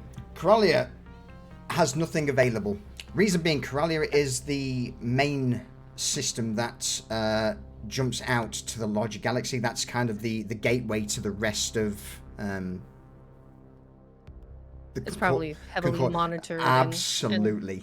That place is patrolled by concordate fleets. Coralia is locked down like like a fortress. Okay.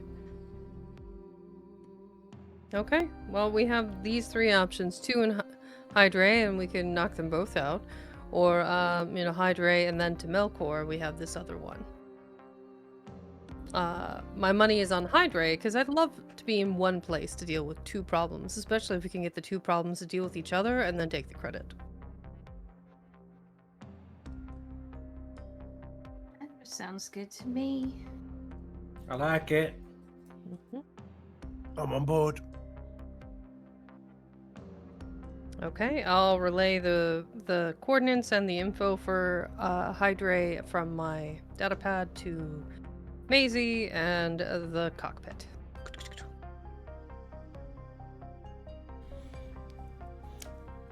All right, setting jump coordinates to Hydra 58. Cool. We're cruising to the gate. We shall be there within the next 18 hours. So Yo. long rest. Long rest is anywhere from 3 days to a week. Days. Okay. But Okay. with that, Curious. you all begin to settle in for the flight towards the outer relay gate of the Vason system, which I'm not going to, I'm not going to say what it is for now, because that's something we're going to pick up next session with the identification chip. And see what happens there. Dun, dun, dun. Dun dun dun. But yeah, with that, Starhawk begins to fly towards the relay gate leading out of the Vason system into Hydra 58. What do we say, everyone? Bye, chat. Bye, chat. Do you not want to hear about the room? I do. Yes. Unless if you want to do it now, or do you want to do it at the start? In fact, no. Now's a perfect time actually, because you've got 18 hours to do it all and set it up. Mm-hmm. So before we say goodbye, chat, Jax has been busy doing bits and pieces in the ship. Jax, what have you been up to? Well, Hera gets a little message on her data pad. And it just says, storage room 47, access code 3244. Horror looks at the pad, looks at the captain. I've had a message from... I'll be back in a minute. Hank, got to check something out. I've got a message from... Okay, bye. Hera shoots out of the captain's quarters, makes her way down into engineering first, and then down the stairs that lead to the cargo hold of the Starhawk. Following the instructions, she comes to one of the doors, opens it up. What does she see? Well, the light in there has now got a sort of cover over it, so it's very dim, because rats don't like bright light. In there's a small bed, but it's not like a bed like a person would use. It's got like a sort of canopy over it, so you basically crawl into a enclosed bubble of cover, basically. So there's that, and there's a little chair and a little desk that's little rat person sized as well. On this cozy little room that used to be just a storeroom for supplies and bits and bobs. Crap. But it's now turned into quite a cozy little bedroom. Everything rat-sized, and when she goes to sleep, she's actually crawled inside the bed rather than on top of it, because that's what rats like. It is. And in spite Hara saying she'd only been gone from the captain for a few moments, several hours pass, and eventually through the comms you hear, anyone seen Hara at all? She said she was... Hara!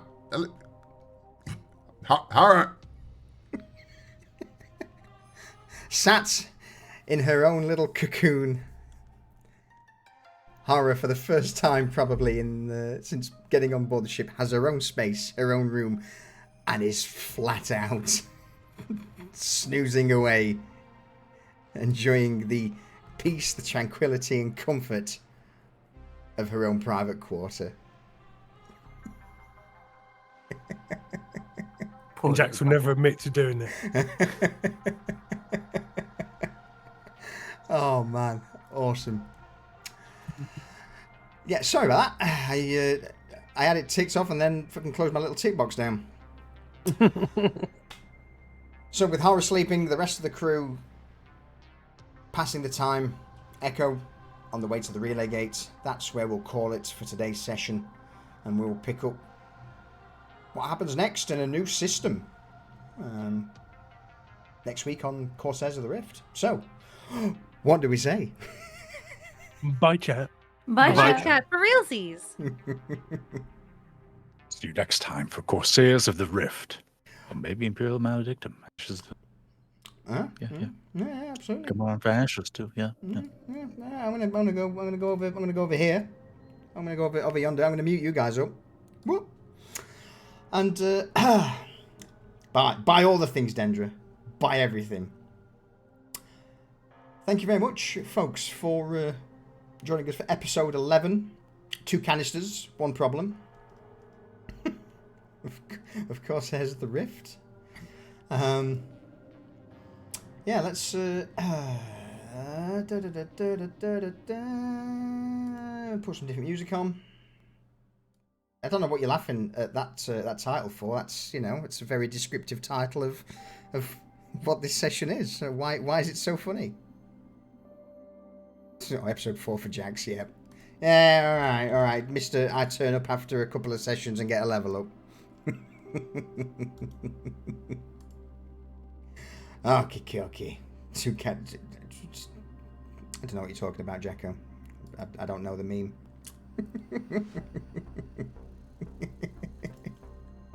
Alright. Who's streaming D&D? Anyone?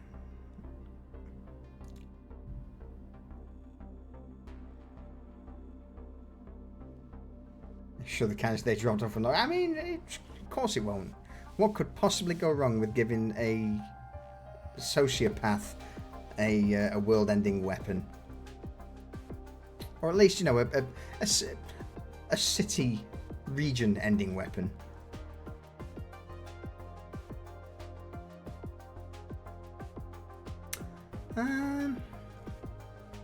Durs, we might have to come to you, my dude. We might have to come to you.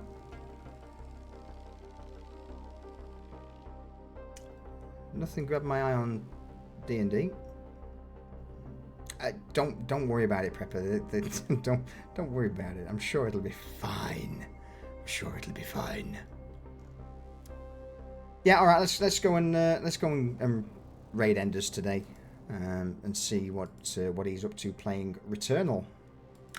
With that though, everyone, thank you again for joining us. Obviously, episode 12 of Corsairs next Sunday. I'm going to try and fit in some more Imperium Maledictum, Ashes of the Faithful, on either Friday or Saturday. I need to speak to the boss, my wife, and see if I'm good to run it. But yeah, otherwise, ta-ta for now. Thank you.